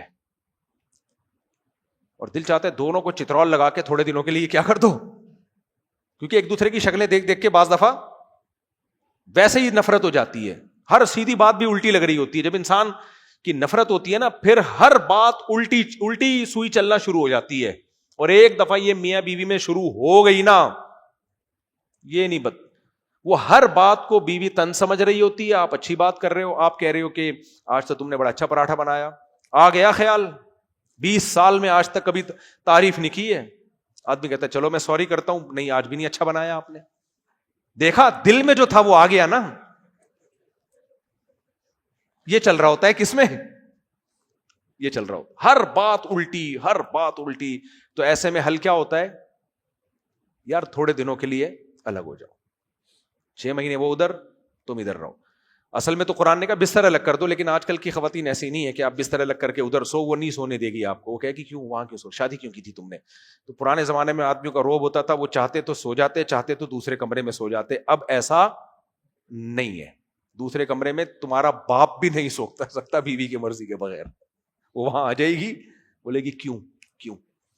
تو اس لیے سجیشن کیا ہے, بیگم تھوڑے دنوں کے لیے ماں کے گھر رہ لے, آپ یہیں رہ لیں یا جہاں مرضی دفع ہو جائیں, یا ٹرک کے نیچے آ کے مر جائیں, وہ آپ کی چوائس ہے. تو یہ طریقہ بھی ناکام ہو رہا ہے. تو پھر اسلام نے کیا کہا بھائی, اللہ کہتے ہیں پھر 1 طلاق دی جا سکتی ہے, اور اگر رجوع کرنا ہے تو یہ سوچ کے رجوع کرنا کہ دوبارہ وہی کچھ نہیں کرنا جو پہلے کیا تھا. اصلاح کی نیت سے رکھنا چاہتے ہو محبت کے ساتھ تو ٹھیک ہے, ادروائز نہیں. آگے اللہ تعالیٰ فرماتے ہیں کہ 1 روپیہ بھی تمہارے اگر چھوڑنے کا ہی ارادہ کر لیا ہے تسریحم بإحسان، تو پھر کیا ہوگا بھائی؟ محبت سے بتا دیا جائے کہ ہم دونوں کی نہیں بن رہی ہے، تو میں آپ جس سلسلے میں حاضر ہوا تھا اس سلسلے کو میں ریورس کر رہا ہوں، آپ اپنے یعنی علیحدگی لے لیں اور عدت گزاریں، آپ کو عدت کا خرچہ پانی ملتا رہے گا، بچوں کا خرچہ ساری زندگی میرے ذمے ہے، جب تک بچیوں کی شادیاں نہیں ہو جاتی، بچے 18 سال یا 15 سال کے نہیں ہو جاتے، میرے ذمے ہے، بچوں سے میں ملتا رہوں گا، بچے چھوٹے آپ کے پاس رہیں گے، میں جب چاہوں گا ملاقات کے سلسلے میں حاضر ہو جاؤں گا، اتوار کو چھٹی ہوتی ہے 1 دن کے لیے میرے پاس چھوڑ دینا، نانی وغیرہ سے ملاؤں گا، گھماؤں گا پھراؤں گا، اور باقی 6 دن کس کے پاس رہیں گے؟ آپ کے پاس۔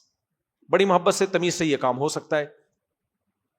پھر اللہ کہتے ہیں جو کچھ ان کو دیا وہ مت لو واپس، بلکہ آگے اللہ نے فرمایا وَلِلْمُطَلَّقَاتِ مَتَاعٌ بِالْمَعْرُوفِ، عمدہ طریقے سے اور بھی کچھ ان کو دے دو۔ صحابہ کرام جب طلاق دیا کرتے تھے تو اور زیادہ پیسہ دے کے رخصت کیا کرتے تھے، لیکن ہماری سوسائٹی میں یہ سارے احکام اور ہماری عدالتیں ایسے قوانین بنا رہی ہیں یورپ سے لے کے نا، وہاں سے لے کے، کہ میاں بیوی دونوں ڈپریشن کے مریض بن جائے۔ سمجھ میں آ رہی ہے بات؟ کسی وکیل کے پاس کیس چلا جائے سوائے چند وکیلوں کے، وہ عورت کو وہ پٹیاں پڑھاتے ہیں کہ الامان والحفیظ، بچے گئے آپ کے ہاتھ سے گئے۔ پھر بچے گئے، اگر مرد بچے چھین لے گا عورت نہیں ملے گی تو مرد یہ سمجھاتا رہے گا دیکھو تمہاری ماں تم سے ملتی نہیں ہے، حالانکہ وہ ملنے دے نہیں رہا ہوتا۔ سمجھ میں آ رہی ہے بات؟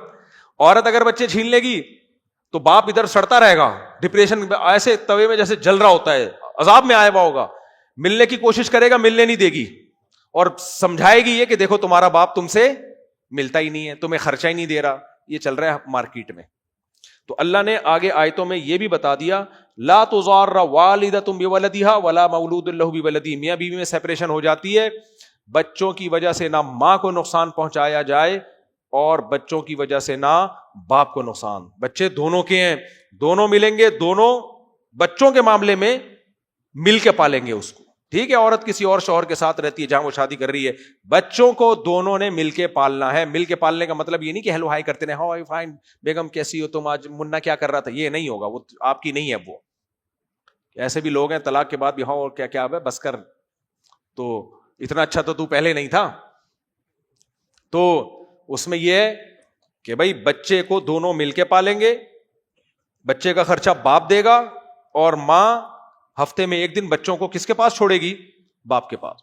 24 گھنٹے آپ کے پاس رہیں گے، اور اس طرح سے زندگی گزرے گی۔ اس کے بعد بچے جب لڑکا جب 7 سال کا ہو جائے اور لڑکی جب 9 سال کی ہو جائے تو یہ ترتیب الٹی ہو جائے گی، اب بچے باپ کے پاس آ جائیں گے۔ سمجھ میں آ رہی ہے بات کہ نہیں آ رہی؟ اب بچے شریعت کہتی ہے باپ کے پاس آئیں گے، اب ماں ہفتے میں 1 دن ماں کے پاس چھوڑے جائیں گے وہ۔ سمجھ میں آ رہی ہے بات؟ ہمارے ہاں جس کی لاٹھی اس کی بھینس، جو طاقتور ہے وہ بچے لے گیا، بس گئے، اور پھر وہ باپ ہے تو ماں کے خلاف ورغلاتا رہے گا، تمہاری ماں ایسی تھی، اور ماں ہے تو باپ کے خلاف ورغلاتی رہے گی۔ یہ اللہ کی حدود ہیں جو ہمارے ہاں توڑی جا رہی ہیں، کر لو، آخرت بھی آنی ہے ایک دن، سمجھ میں؟ ایک دن آخرت بھی آئے گی۔ تو خیر اللہ تعالیٰ نے فرمایا کہ اللہ فرماتے ہیں طلاق کے بعد تم بیوی سے کچھ لے نہیں سکتے، ایک صورت میں تم لے سکتے ہو، وہ کیا صورت ہے وہ اللہ نے بیان کی، جس کو خلا کہا جاتا ہے۔ فرمایا فَإِنْ خِفْتُمْ أَلَّا يُقِيمَا حُدُودَ اللَّهِ، اگر حدود اللہ پہ قائم نہیں رہ سکتے، اور عورت شوہر کو مہر واپس کر کے جان چھڑانا چاہتی ہے، فَلَا جُنَاحَ عَلَيْهِمَا، تو ایسی صورت میں میاں اور بیوی دونوں پہ کوئی حرج نہیں ہے۔ بیوی پہ یہ طلاق کے مطالبے پہ کوئی حرج نہیں ہے، اور شوہر پہ اس مطالبے کے بدلے میں اپنا دیا ہوا پیسہ واپس لینے میں کوئی حرج نہیں ہے۔ تو دونوں کی رضامندی سے، یہ میوچل انڈرسٹینڈنگ سے اگر ایسا ہو جاتا ہے، ایسی صورت میں پیسے لینے میں کوئی حرج نہیں ہے، کیونکہ مرد کہہ سکتا ہے میرا خرچہ ہوا ہے، ورنہ ہوگا کیا، ادھر شادی ہوئی، لاکھوں روپے خرچ ہو گئے، بیگم کو مہر مل گیا، اگلے دن مجھے طلاق چاہیے، تو اختیار تو مرد کے پاس ہے، وہ آپشن قبول نہ کرے، لیکن مرد کو پھر ایسی بیوی اچھی لگے گی؟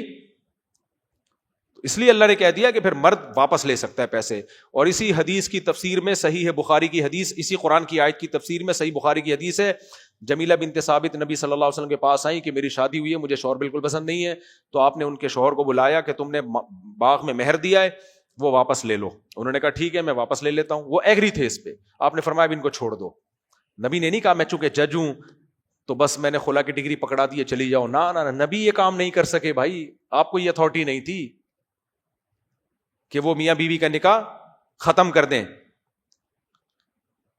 جب تک کہ شوہر سے ظلم ثابت نہ ہو جائے.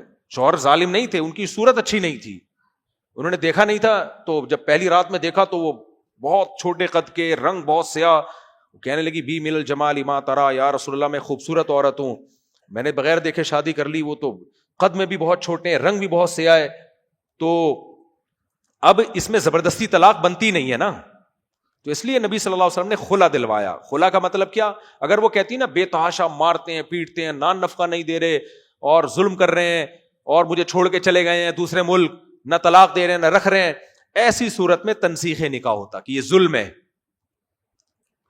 یہاں کیا تھا؟ تنسیخ نکاح نہیں، یہ خلا ہے، تو اس لیے نبی نے فرمایا طلقھا، تم چھوڑ دو ان کو. تو انہوں نے مان لی نبی کی بات، چھوڑ دیا. بعض دفعہ صحابہ مان لیتے تھے، بعض دفعہ نہیں بھی مانتے تھے.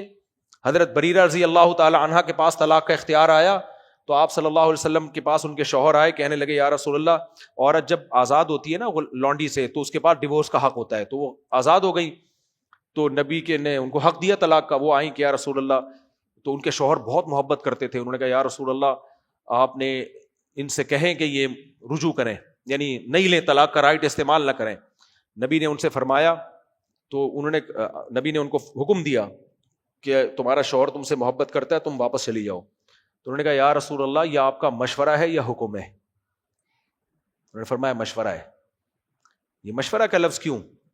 بعض دفعہ صیغہ آرڈر کا ہوتا ہے لیکن وہ ہوتا کیا ہے؟ مشورہ. کیوں؟ اس لیے کہ شریعت نے جب یہ رائٹ دیا ہے کہ شوہر بیوی کو چھوڑ سکتا ہے تو پھر نبی یہ رائٹ بتا کے گئے ہیں کہ شوہر ہی چھوڑ سکتا ہے.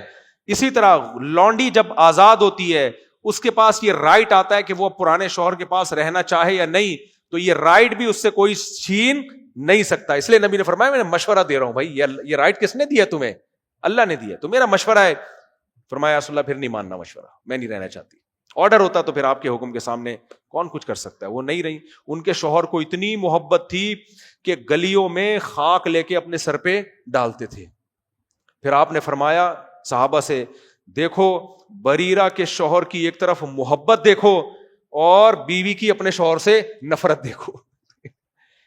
وہ خاک چھانتے ڈالتے پھر رہے ہیں اور نبی مشورہ بھی دے رہے ہیں، لیکن وہ کہہ رہی ہے مشورہ ہے نہیں، تو نبی بھی ناراض نہیں ہوئے. سمجھ میں آ رہی ہے بات؟ آج کوئی مشورہ بھی دیتا ہے باپ بن کے سر کے اوپر بیٹھ جاتا ہے، میرا مشورہ ہے، میرا مشورہ ہے نا تو چپ کر کے بیٹھ جا، دے دیا بس کافی ہے. آپ جلدی اصل میں آج اسپیڈ بہت زیادہ ہے تو آج زبان میری نا ذرا لڑک رہی ہے، جلدی سے بس یہ آیتیں مکمل کر لوں میرے بھائی. تو اللہ نے فرمایا تلک حدود اللہ فلا تعتدوها، یہ اللہ کی حدود ہے. آگے اللہ نے فرمایا فإن طلقها فلا تحل له من بعد، دو کے بعد اگر مرد نے تیسری طلاق بھی دے دی، خدا کی قسم قرآن میں کہیں بھی نہیں ہے کہ اسی مجلس میں دی ہوں یا الگ الگ مجلس میں دی ہوں، نہ کسی صحیح حدیث میں آئی ہے. تو اس لیے یہ قرآن پہ جرت ہے. اللہ نے کہا اگر تیسری طلاق بھی دے دی ہے فلا تحل له، تو پھر یہ بیوی شوہر کے لیے حلال نہیں ہے. حتیٰ تنکح زوجا غیرہ، یہاں تک کہ کسی دوسرے مرد سے یہ نکاح نہ کر لے. اب اس کے پاس دوبارہ نکاح کر کے بھی نہیں جا سکتی ہے. پھر اگر وہ دوسرا مرد، حدیث میں آتا ہے ہم بستری بھی ہو، پھر اسی کے ساتھ رہے. پھر اگر بالفرض وہ کسی وجہ سے دوسرا مرد چھوڑ دیتا ہے فلا جناح علیہما ان یتراجعا، تو عورت کے لیے جائز ہے جہاں چاہے شادی کرے، لیکن اس صورت میں پہلے مرد سے بھی شادی کر سکتی ہے. سمجھ میں آ رہی ہے بات؟ یہ قرآن بیان کر رہا ہے. لوگ کہتے ہیں اہل حدیث لوگ کہتے ہیں مفتیوں نے حلال، بھائی یہ حلالہ قرآن بیان کر رہا ہے، اور جو حلالہ حدیث کے مطابق حرام ہے وہ حلالہ ہے جو باقاعدہ ایگریمنٹ کر کے ہو. سمجھ میں آ رہی ہے بات؟ اس میں حکمت کیا ہے؟ جب 3 طلاقیں دی ہے نا، عورت کی طبیعت میں نرمی ہوتی ہے. 3 طلاقیں دینے کے بعد مرد پھر اس کو بہلا پھسلا کے واپس لے آئے گا، 2 آنسو بہائے گا، پھر وہ بیوقوف بن جائے گی. کیا گارنٹی ہے پھر دوبارہ طلاق نہ دے؟ ایک خاتون آئی نا، میرے میاں نے غصے میں 3 دے دی ہیں تو میں بڑی پریشان ہوں. میں نے کہا اس کو پتا تھا نا 3 ہو جاتی ہیں؟ انہوں نے کہا پتا تو تھا. میں نے کہا غصے میں گلا کاٹ دے گا اگلی دفعہ میں، وہ کیا خیال ہے؟ غصے میں چاقو مار دے گا؟ عقل مند لوگ کبھی بھی غصے میں طلاقیں نہیں دیتے. سارے احمقوں کے کام ہوتے ہیں غصے میں بندہ مار دیا، بھلے میں ہے نا جیل، غصے میں بندے کو قتل کر دیا، غصے میں بلڈنگ سے چھلانگ لگا لی، غصے میں یہ کر دیا، غصے میں ٹرک کسی کے اوپر چڑھا دیا. تو ایسے بے وقوفوں کو اللہ دنیا میں رہنے کا حق دیتا ہی نہیں, اور گھر بسانے کا تو اللہ حق دیتا ہی نہیں ہے. تو اس لیے جو خواتین کہتی ہیں نا ہماری میں نے غصے میں طلاق نکال دی, اور وہ بیچارہ رو رہا ہے, وہ بغیرت رو نہیں رہا, وہ گھنا بن کے, کیونکہ اس نے ظلم کیا ہے نا, تو اب وہ چاہ رہا ہے کہ لوگ مجھے ظالم بھی نہ کہیں, گھنا بن کے لوگوں کے سامنے کہانیاں بیان کر رہے ہیں, ایکچولی میں تو نہیں چاہتا تھا, منہ سے غصے سے طلاق نکل گئی, تاکہ بیوی کے دل میں بھی محبت رہے اور جو کرنا تھا وہ بھی ہو گیا. اس لیے حضرت عمر نہیں روتے تھے کبھی ایسے شخص کو دیکھ کے, غصے میں کوئی طلاق دے کے آتا تھا نا, یہ ہو گیا, حضرت عمر پہلے کوڑا سر پہ مارتے تھے اس کے, کہ غصہ تو تجھے آیا تھا, اب میرا جو غصہ آئے گا نا وہ سن تو, اور کہتے تھے حرام ہے تیری بیوی. یہ اہل حدیثوں کی جرت ہے کہ وہ فوراً فتویٰ پکڑا دیتے ہیں کہ حلال ہے, ٹھیک ہے نا. تو قرآن کے مطابق غصے میں 3 طلاقیں نکالنی ہو, محبت سے نکالنی ہو, 3 طلاقوں کے بعد بیوی نہیں رکھ سکتے. میں بار بار سوچ رہا ہوں کہ جب میں نکاح پڑھاؤں نا, میں بہت لوگوں کے نکاح پڑھاتا ہوں, دولہا کم وقت کو میں پہلے سے بول دوں بغیرت کو کہ ابھی معاہدہ کر, کچھ بھی ہو جائے, قرآن بھی ہے مسجد بھی ہے, نہیں دے پا رہا, منہ سے 3 طلاقیں نہیں نکالنی ہے بغیرت تو نے, اور رکھ کے چماٹ لگا دوں اسی وقت. آپ کو اس بیچارے نے دی تو نہیں ہے بھائی, چماٹ اس کو ساری زندگی یاد رہے گا. کچھ کام ایسے ہوتے ہیں جو ابھی کیا نہیں ہے, احتیاطاً لگا دو پہلے سے. سمجھ میں آ رہی ہے بات؟ دیکھو اس کی ایک مثال دیتا ہوں. میں ایک دفعہ تھانے میں بیٹھا ہوا تھا,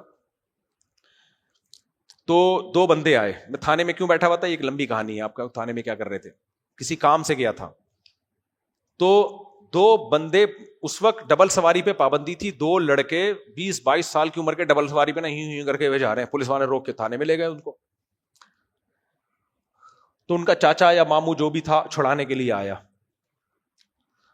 اچھا, پولیس والوں نے ان کو بٹھایا ہوا تھا, وہ چاچے ماموں نے آتے ہی پہلے اپنے دونوں لونڈوں کو نا رکھ کے ایک تھپڑ لگایا زور سے کھینچ کے. اب بغیر تو تمہیں شرم نہیں آتی, ڈبل سواری کرتے ہو, تاڑ. میں نے کہا بھائی کیا ہو گیا ان کو آتے ہی یار. اچھا, وہ دونوں بیٹھے ہوئے, شریف تھے, بیٹھے ہوئے تھے. خیر پھر پولیس والوں سے کہا میں بہت معذرت چاہتا, پولیس والوں نے چھوڑ دیا. میں نے کہا یار, آتے ہی انہوں نے کہا بھائی پولیس والوں کی ہمدردی لینے کے لیے نا, کیونکہ جرم بھارے انہوں نے کیا ہے, ہم تھپڑ نہیں لگاتے تو پولیس والے لگاتے ہیں, تو ہم نے اتنا لگا دیا کہ پولیس والے کو ترس آ جائے, یار سزا کیا ہو گئی ہے, ورنہ انہوں نے مارنا تھا, جیل میں بند کر دینا تھا. تو میں نے کہا یار یہ تو بڑا اچھا, مجھے سمجھ میں آ گیا کہ یہ بھی ایک طریقہ ایڈوانس میں. ابھی کچھ پوچھا نہیں ہے ان سے, آئے پٹاخ پٹاخ ایک ایک لگا دیے. وہ بھی عقل مند تھے, چپ کر کے بیٹھے رہے, ورنہ وہ بولتے ابا کیا ہو گیا, چاچو کیا ہو گیا. میں نے کہا یار بڑے ذہین ہے, یہ بھی ذہین اور وہ بھی ذہین. ایک اور واقعہ جلدی سے سنا دوں. ہمارے ایک ریلیٹو تھے, جب ملک میں شیعہ سنی اور یہ سارے فسادات ہو رہے تھے نا, وہ بھی کسی میں انوالو ہو گئے ان فسادات میں. سبھی فساد میں, فساد جب ہوتا ہے تو سارے انوالو ہو جاتے ہیں. دور کے ریلیٹو تھے, ان کے ہاں کیا ہوا, کسی نے جا کے FIR کٹائی یا کیا, پولیس آ گئی ان کے گھر میں. پولیس آئی ان کو تھانے لے جانے کے لیے. وہ دیکھو جذبات میں آدمی کا دماغ کام نہیں کرتا. انہوں نے کیا کیا, انہوں نے پولیس والوں کو بٹھایا, دروازہ کھولا, آپ آئیے. پولیس والے ماشاءاللہ ماشاءاللہ, یہ تو خود ہی گرفتاری دے رہا ہے. یہ سر آپ بیٹھے, پہلے چائے وائے پیے, بیٹھے. اچھا, پولیس والے ان کو جانے تھوڑی دیں گے کہ تم بوتل لے کر آؤ, چائے لے کر آؤ. پولیس والے کو بتا بھاگ نہ جائے بھائی. اپنے بیٹے سے بولا جاؤ بیٹا کولڈ ڈرنک لے کر آؤ. وہ لے آیا پیپسی, رکھ کے چماٹ مارا بیٹے کو اپنے. تجھے شرم نہیں آتی, تیرے سے میں نے پیپسی منگوائی تھی, تو لسی لے کر آتا, چائے لے کر آتا. بیٹھ یہاں پہ. ایک اور لگایا, گئے چائے لینے کے لیے, اس کے بعد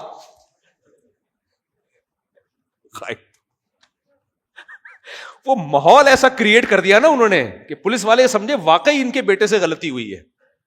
یہ شکر ہے بیٹے نے تھپڑ کھا لیا, آج کل کی اولادیں بھی ایسی نہ لائے. اس کے بعد مارکیٹ سے ویسی بیچارے کو لگا دیا نا, وہ تجھے پیپسی بولا تھا میں نے, تو کیا لے کر آ گیا ہے, اور گرم اٹھا کے لے آئے, ٹھنڈی کچھ بھی تھی ابھی مجھے پوری بات یاد نہیں. ایک لگایا, بیٹھ ادھر, اور گئے. اس کے بعد کئی سال ہو گئے ہوں گے واپس. خیر پھر ان کی بعد میں ہو گئی ہوگی کوئی سلو صفائی. تو خیر اللہ تعالیٰ معاف فرمائیے. میں درس کے دوران کون کون سے واقعات لے کر آ رہا ہوں, تو میرا دل چاہتا ہے جب میں نکاح پڑھاؤں, دولہا کو رکھ کے ایڈوانس میں ایک چماٹ لگاؤں, اور بغیرت منہ سے وعدہ کر حلفیہ بیان دے، زمین آسمان ادھر سے ادھر ہو جائے گا، میں اپنی زبان سے 3 طلاقیں نہیں نکالوں گا. جب یہ کام کرنا ہو تمیز سے. اگر اللہ نہ کرے کوئی نوبت آ جائے تو یہ ہونا چاہیے. ایک روبوٹ بٹھا دیتے ہیں، آتا ہی ایک لگا دے. اچھا میرے بھائی جلدی ہم اس کو ختم کرتے ہیں. آگے اللہ تعالیٰ فرماتے ہیں کہ جب طلاق ہو جائے تو لا تمسکوہن ضرارا.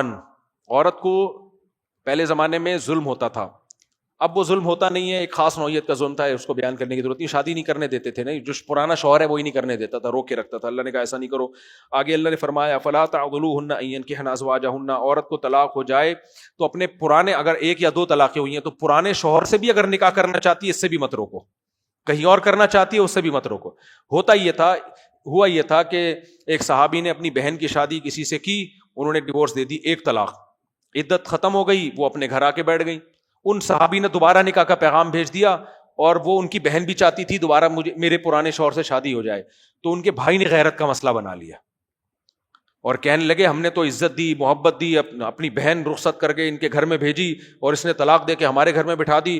یعنی گویا غیرت کا مسئلہ بنا لیا کہ ابھی ہماری غیرت کے خلاف ہے کہ ہم دوبارہ بھیجیں. تو قرآن نے کہا لا تعضلوهن ان ينكحن ازواجهن. اگر وہ اپنے پرانے میاں سے دوبارہ نکاح کرنا چاہتی ہے ان کو اس کام سے مت روکو، اس کو غیرت کا مسئلہ نہیں بناؤ. اور کہیں اور نکاح کرنا چاہتی ہے تو بھی، یہ بھی ہماری سوسائٹی میں ایک مسئلہ ہے، نہیں بیوہ کوئی اس کو نکاح نہیں کرنے دیتے. آگے اللہ فرماتے ہیں ذالکم ازکا لکم واطہر. یہ زیادہ پاکیزہ ہے. اگر یہ اس سے روکو گے تو سوسائٹی میں جرائم پیدا ہوں گے، زنا پھیلے گا سوسائٹی میں. تو اطہر پاکیزگی کا ذریعہ ہے. آگے اللہ کہتے ہیں پھر بھی تمہاری سمجھ میں نہیں آ رہا، غیرت کا مسئلہ بنا رہے ہو. کیا پیارے کلام اللہ نے کہا واللہ یعلم، اللہ جانتا ہے، وانتم لا تعلمون، تم نہیں جانتے. یعنی اگر پھر بھی تمہیں غیرت کے خلاف لگ رہا ہے نا تو اللہ سے زیادہ علم تھوڑی تمہارا ہو سکتا ہے. جو اللہ کہہ رہا ہے وہ کام کرو. آگے اللہ تعالیٰ نے فرمایا مائیں اپنے بچوں کو 2 سال تک دودھ پلا سکتی ہیں. آگے اللہ تعالیٰ نے فرمایا کہ کسی عورت کو طلاق ہو جائے یا بیوہ ہو جائے تو نکاح کا پیغام مت بھیجو جب تک عدت پوری نہ ہو جائے. عورت کی عدت کے دوران اسے اسلام نکاح کا پیغام بھیجنے کی اجازت بولو نہیں دیتا. ہاں اللہ فرماتے ہیں گول مول طریقے سے پیغام بھیج سکتے ہو. گول مول کا مطلب کیا ہوتا ہے؟ عدت میں ہے وہ تو پیغام بھجوا دیا کہ بھائی جب عدت پوری ہو جائے کہیں شادی کرنی ہو تو پہلے ہم سے بھی مشورہ لے لینا. اس طرح کی گول مول طریقے سے بات کی جا سکتی ہے، صاف پیغام نہیں بھیجا جا سکتا عدت کے دوران. آگے اللہ تعالیٰ فرماتے ہیں کہ اگر تم نے رخصتی سے پہلے طلاق دے دی ہے اور مہر متعین نہیں تھا تو کچھ جوڑے وغیرہ عورت کو دے دیا کرو. اور رخصتی سے پہلے اگر طلاق دی ہے تو مہر متعین تھا تو رخصتی سے پہلے آدھا مہر دے دیا کرو. 2 منٹ میں بس بات کو سمیٹ رہا ہوں میں. آگے اللہ تعالیٰ فرما رہے ہیں، آگے پھر جہاد کی آیتیں. جہاد کی آیتوں میں جالوت کا اللہ نے واقعہ بیان کے وقت بہت زیادہ ہو گیا ہے، بس میں جلدی 2 منٹ میں سمیٹ کے ختم کر رہا ہوں. اللہ تعالیٰ نے ایک پیغمبر کا واقعہ بیان کیا کہ موسیٰ علیہ السلام کے بعد بنی اسرائیل میں ایک پیغمبر آئے تھے، انہوں نے حکم دیا ایک طاقتور قوم سے لڑنے کا. وہ قوم بنی اسرائیل نالائق لوگ، وہ کہنے لگے کہ پہلے خود انہوں نے کہا کہ آپ اللہ سے کہیں کہ ہم پہ جہاد فرض کریں تاکہ ہم بھی علاقے فتح کریں، دنیا کی ہمیں حکومت ملے. تو نبی نے کہا کہ جب اللہ جہاد تم پہ فرض کرے گا نا تم لڑو گے نہیں. آج بھی بہت سے ایسے لوگ ہیں باتیں بڑی بڑی کر رہے ہوتے ہیں، یہ کر دیں گے ہم وہ کر دیں گے، جب کرنے کا ٹائم آتا ہے پتلی گلی سے نکل جاتے ہیں. پھر اللہ نے ان کے لیے جالوت کو، نبی نے ان کے لیے جالوت کو کمانڈر بنایا اور کہا کہ یہ جالوت غریب ہیں لیکن ان میں ان کی صحت بھی اچھی ہے اور لڑنے کا تجربہ بھی ہے. وہ کہنے لگے یہ غریب آدمی کو ہم پہ امیر کیوں بنایا ہے؟ تو میرٹ کی بیس پہ اس زمانے میں کام ہوتا تھا، تو یہ نہیں دیکھا گیا کہ یہ امیر غریب ہے. جنگ کے کمانڈر کے لیے 2 چیزوں کا ہونا ضروری، ایک صحت اچھی ہو، ایک لڑنے کی اس میں قابلیت ہو. تو نبی نے فرمایا کہ اللہ نے اس کا علم تم سے زیادہ، جی لڑائی کا علم ان کے پاس تم سے زیادہ اور صحت تم میں سب سے اچھی ہے، اس لیے انہی کو بنایا جائے گا. پھر جب لڑائی شروع ہونے والی تھی تو امیر نے ان سے یہ کہا کہ دیکھو ہمارا مقابلہ بہت طاقتور دشمن سے ہے، اللہ کی مدد کے بغیر ہم علاقہ فتح ان کو فتح نہیں کر سکتے، لہذا اللہ تمہیں پہلے آزمائے گا. شدید پیاس میں نہر آئے گی، اس سے پانی نہیں پینا کسی نے، پیاس برداشت کرنی ہے. برداشت کر لو گے تو اللہ فتح دے دے گا. تو کیونکہ اسباب کی دنیا میں لڑنا ممکن نہیں ہے, یہ اللہ کی مدد کے بغیر نہیں ہو سکتا. لیکن قرآن کہتا ہے کہ بنی اسرائیل نالائق, جب وہ نہر آئی ہے تو تھوڑے سے لوگوں نے نہیں پیا, باقی سب نے بھر بھر کے پیا پانی. اس گناہ کا یہ اثر ہوا کہ جب دشمن کا مقابلہ ہوا تو دشمن دیکھ کے یہ ڈر گئے اور کہنے لگے لا طاقت لنا لجالوت. اچھا وہ طالوت تھے, بنی اسرائیل کے کمانڈر جالوت نہیں طالوت, اور دشمنوں کے کمانڈر کون تھے؟ جالوت. تو کہنے لگے جالوت سے لڑنے کی ہم میں طاقت نہیں ہے. تو اس سے پتہ چلتا ہے میدان جنگ میں گناہ کی وجہ سے ہمتیں سلب ہو جاتی ہیں. متقی آدمی میں ہمت زیادہ ہوتی ہے, شہوت پرست اور گناہگار میدان جنگ میں اس کے لیے ٹکنا مشکل ہے. تو اس لیے مسلمان ہمیشہ کمزوری کے باوجود لڑتے رہے ہیں, غالب آئے ہیں. ہاں طاقت کا توازن بہت ہی آؤٹ ہو جائے پھر تو اللہ نے لڑنے کی اجازت ہی نہیں دی ہے. تو اللہ فرماتے ہیں کہ جو تھوڑے سے لوگ باقی بچ گئے تھے نا, جنہوں نے پانی نہیں پیا تھا, انہوں نے کیا کہا؟ کم من فئۃ قلیلۃ غلبت فئۃ کثیرۃ باذن اللہ. دیکھو ہم اللہ کے حکم پہ لڑ رہے ہیں. کئی بار ایسا ہوتا ہے کہ اللہ تھوڑے لشکروں کو طاقتور پہ غالب کر دیتا ہے. تو جب اللہ نے ہمیں حکم دیا ہے ہم لڑیں گے, تو اللہ کہتے ہیں جب لڑائی شروع ہوئی تو جنہوں نے پانی پیا تھا وہ بھاگ گئے, جنہوں نے نہیں پیا تھا وہ بہت طاقتور دشمن کے سامنے ڈٹ گئے اور اللہ سے دعا مانگنے لگے. اتنا طاقتور دشمن دیکھا اور اللہ کا حکم بھی ہے کہ لڑو, تو پھر اللہ سے دعا مانگنے لگے ربنا افرغ علینا صبرا وثبت اقدامنا. اے اللہ صبر ہمارے سر پہ انڈیل دے. مجھے بڑا مزہ آتا ہے اس دعا میں, اللہ ہمیں آزمائشوں میں نہ ڈالے, لیکن یہ دعا بڑی مزے کی ہے. یعنی اے اللہ تو ہمیں صبر کی توفیق نہیں دے بلکہ صبر کی بالٹیاں بھر بھر کے ہمارے اوپر انڈیل دے. تھوڑا صبر سے آج کام نہیں چلے گا, بہت صبر کرنا پڑے گا. وثبت اقدامنا, ہمارے قدموں کو زمین میں جما دے. تو بہت طاقتور دشمن ہے, بہت جم کے لڑنا پڑے گا. کیا منظر ہوگا سوچو یار, کیا منظر ہوگا. اس پیغمبر کے حکم پہ نکلے طاقتور لوگ ہیں, اور جو اپنی قوم میں آدھے سے زیادہ ویسے بھاگ گئے, صحیح ہے نا, وہ ویسے بھاگ گئے. اور ان تھوڑے سے لوگوں میں ایک داؤد علیہ السلام تھے, وہ ابھی نبی نہیں بنے تھے. وہ اتنی بہادری سے لڑے, قرآن کہتا ہے وقتل داؤد جالوت. داؤد علیہ السلام نے ڈائریکٹ کمانڈر کو جا کے ہٹ کیا اور ان کے جو جالوت طاقتور جو ان کا سردار تھا نا اس کو قتل کر دیا. اللہ کو اتنی خوشی ہوئی داؤد علیہ السلام کے اس عمل سے, اللہ کو اتنی محبت. کوئی صوفی بیان سن رہا ہوگا بولے گا لے بھائی بندے قتل ہو رہے ہیں, اللہ کو قتل کرنے والے سے محبت ہو رہی ہے, بہادری سے. اسلام تو کہتا ہے, دیکھو امام کا کون سا پسند ہوتا ہے پتہ ہے لوگوں کو؟ وضو خانے سے یہاں تک پہنچنے میں 1.5 مہینہ لگے اس کو, ایسے تمیز سے چلتا ہوا آ رہا ہو, خراما خراما, نہ چل سکتا ہو نہ دوڑ سکتا ہو. پیر جو ہوتے ہیں نا آج کل کے, جو حرام کھا کھا کے موٹے, ایک تو بےچارے کسی کا وزن زیادہ ہو وہ تو قدرت کی طرف سے ہے, ایک وہ پیر ہوتے ہیں جو دیگیں کھا کھا کے کیا ہو جاتے ہیں, موٹے. ہمارے استاد ایک پیر کا واقعہ سنایا کرتے تھے کہ جب اس کو ہوا خارج کرنی ہوتی تھی تو ایک مرید آ کے پہلے دایاں کولا اٹھاتا تھا اس کا اس طرف, اس کمبخت سے کولے بھی نہیں ہلتے تھے. پھر وہ زمین پہ رکھا جاتا تو بایاں کولا شریف اٹھایا جاتا. مرید سعادت سمجھ کے اٹھاتے تھے. نہیں آ رہی سمجھ میں بات؟ تو ایسے پیر بھی ہیں, بکرے کھائے جا رہے ہیں کھائے جا رہے ہیں کھائے جا رہے ہیں. قدرت کی طرف سے کسی کا وزن زیادہ ہے وہ تو ایک الگ بات. تو یہ اسلام نہیں ہے میرے بھائی. داؤد علیہ السلام کو نبوت ملی, میدان جنگ میں بہادری سے لڑے, اور ہٹ کس کو کیا جا کے؟ جالوت کو. سمجھتے ہو کہ نہیں سمجھتے؟ اللہ کہتے ہیں وقتل داؤد جالوت, داؤد نے جالوت کو قتل کیا. اللہ نے کیا کیا؟ آتاہ اللہ الملک, اللہ نے بادشاہت دے دی. نبی نے, جو نبی تھے انہوں نے آئندہ کے لیے بادشاہ کس کو بنا دیا؟ داؤد علیہ السلام کو. یہ الیکشن سے سلیکشن یا سسٹم سے سلیکشن نہیں تھی, یہ میرٹ کی بیس پہ بولو سلیکشن تھی. پہلے اس طرح سے ہوا کرتا تھا. اب ہمارے بہرحال ولولا دفع اللہ الناس بعضهم, اچھا والحکمہ, اللہ کہتے ہیں ہم نے, بس 1 منٹ, والحکمہ, ہم نے حکومت بھی دی, حکمت بھی دی, وعلمہ مما یشاء, وہ علوم اللہ نے دے دیے جو اللہ نے چاہے. پرندوں کی بولیاں سکھا دیں, پھر ان کی اولاد میں سلیمان علیہ السلام پیدا کیے, آگے اللہ فرماتے ہیں تمہیں بھی اشکال ہو رہا ہوگا کہ اللہ نے بہادری سے لڑنے پر داؤد کو اتنا نوازا. تم بھی سمجھ رہے ہو کہ اللہ تو غفور الرحیم ہے اور اللہ تو محبت کی باتیں پسند کرتا ہے, ادھر سے جتنے مرضی میزائل آتے رہیں ہم یہاں سے پٹاخہ بھی نہ پھوڑیں, ہم محبت سے بس باتیں کیا کریں. اللہ کہتے ہیں وَلَوْلَا دَفْعُ اللَّهِ النَّاسَ بَعْضَهُمْ بِبَعْضٍ, تمہیں اگر اللہ پہ اشکال ہو رہا ہے نا, اللہ اگر اس طرح لڑنے کا حکم ایمان والوں کو نہ دیتا لَفَسَدَتِ الْأَرْضُ, یہ ظالم لوگ زمین میں فساد مچا دیتے. اس سے پتہ چلتا ہے کمزور دنیا میں بیچارہ کسی کام کا نہیں ہے. اس لیے ہم کہتے ہیں جسم بھی مضبوط کرو, اکنامکلی بھی اپنے آپ کو مضبوط بناؤ. ہاں غربت اللہ کی طرف سے, بیماری اللہ کی طرف سے, وہ آزمائش ہے. آج جو بیماریاں ہیں وہ اللہ کی طرف سے تھوڑی ہیں, وہ تو پراٹھے کھا کھا کے, لڈو, مٹھائیاں, شوگر, کولڈ ڈرنک, یہ کھا کھا کے ہیں, یہ اللہ کی طرف سے نہیں ہے, یہ ہماری اپنی طرف سے. آج جو غربت ہے وہ اللہ کی طرف سے نہیں ہے, حکمرانوں کی نااہلی اور عوام کی سستی, محنت نہیں ہے. تو یاد رکھو غربت نعمت ہے جب اللہ کی طرف سے ہو, بیماری بھی نعمت ہے. ایوب علیہ السلام بیمار تھے, اسی پہ اللہ نے ان کو نوازا ہے, لیکن یہ بیماری کس کی طرف سے تھی؟ اللہ کی طرف سے. بد پرہیزی کی وجہ سے نہیں تھی, یہ اللہ کی طرف سے بیماری تھی.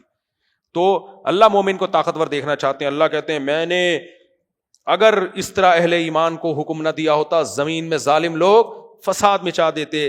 وَلَكِنَّ اللَّهَ ذُو فَضْلٍ عَلَى الْعَالَمِينَ, لیکن اللہ جہان والوں پر بڑے فضل والا ہے. وہ صرف ظالم کو کھلا نہیں چھوڑ دیتا لڑتے رہو, وہ ظالم سے دفاع میں مظلوم کو بھی اجازت دیتا ہے کہ وہ اپنے دفاع میں لڑے. یہ اللہ کا فضل کس پر ہے؟ مظلوموں پر. ورنہ ہم یہی کرتے, ایک تھپڑ مارا ہے دوسرا بھی کیا کر دو, آگے کر دو, تھپڑ ہی کھاتے رہو بیٹھ کے. اس سلسلے میں حاضر ہوا تھا. اللہ تعالی ہمیں سمجھنے کی, عمل کی توفیق عطا فرمائے. آج وقت زیادہ ہو گیا, کل تھوڑا مختصر کریں گے.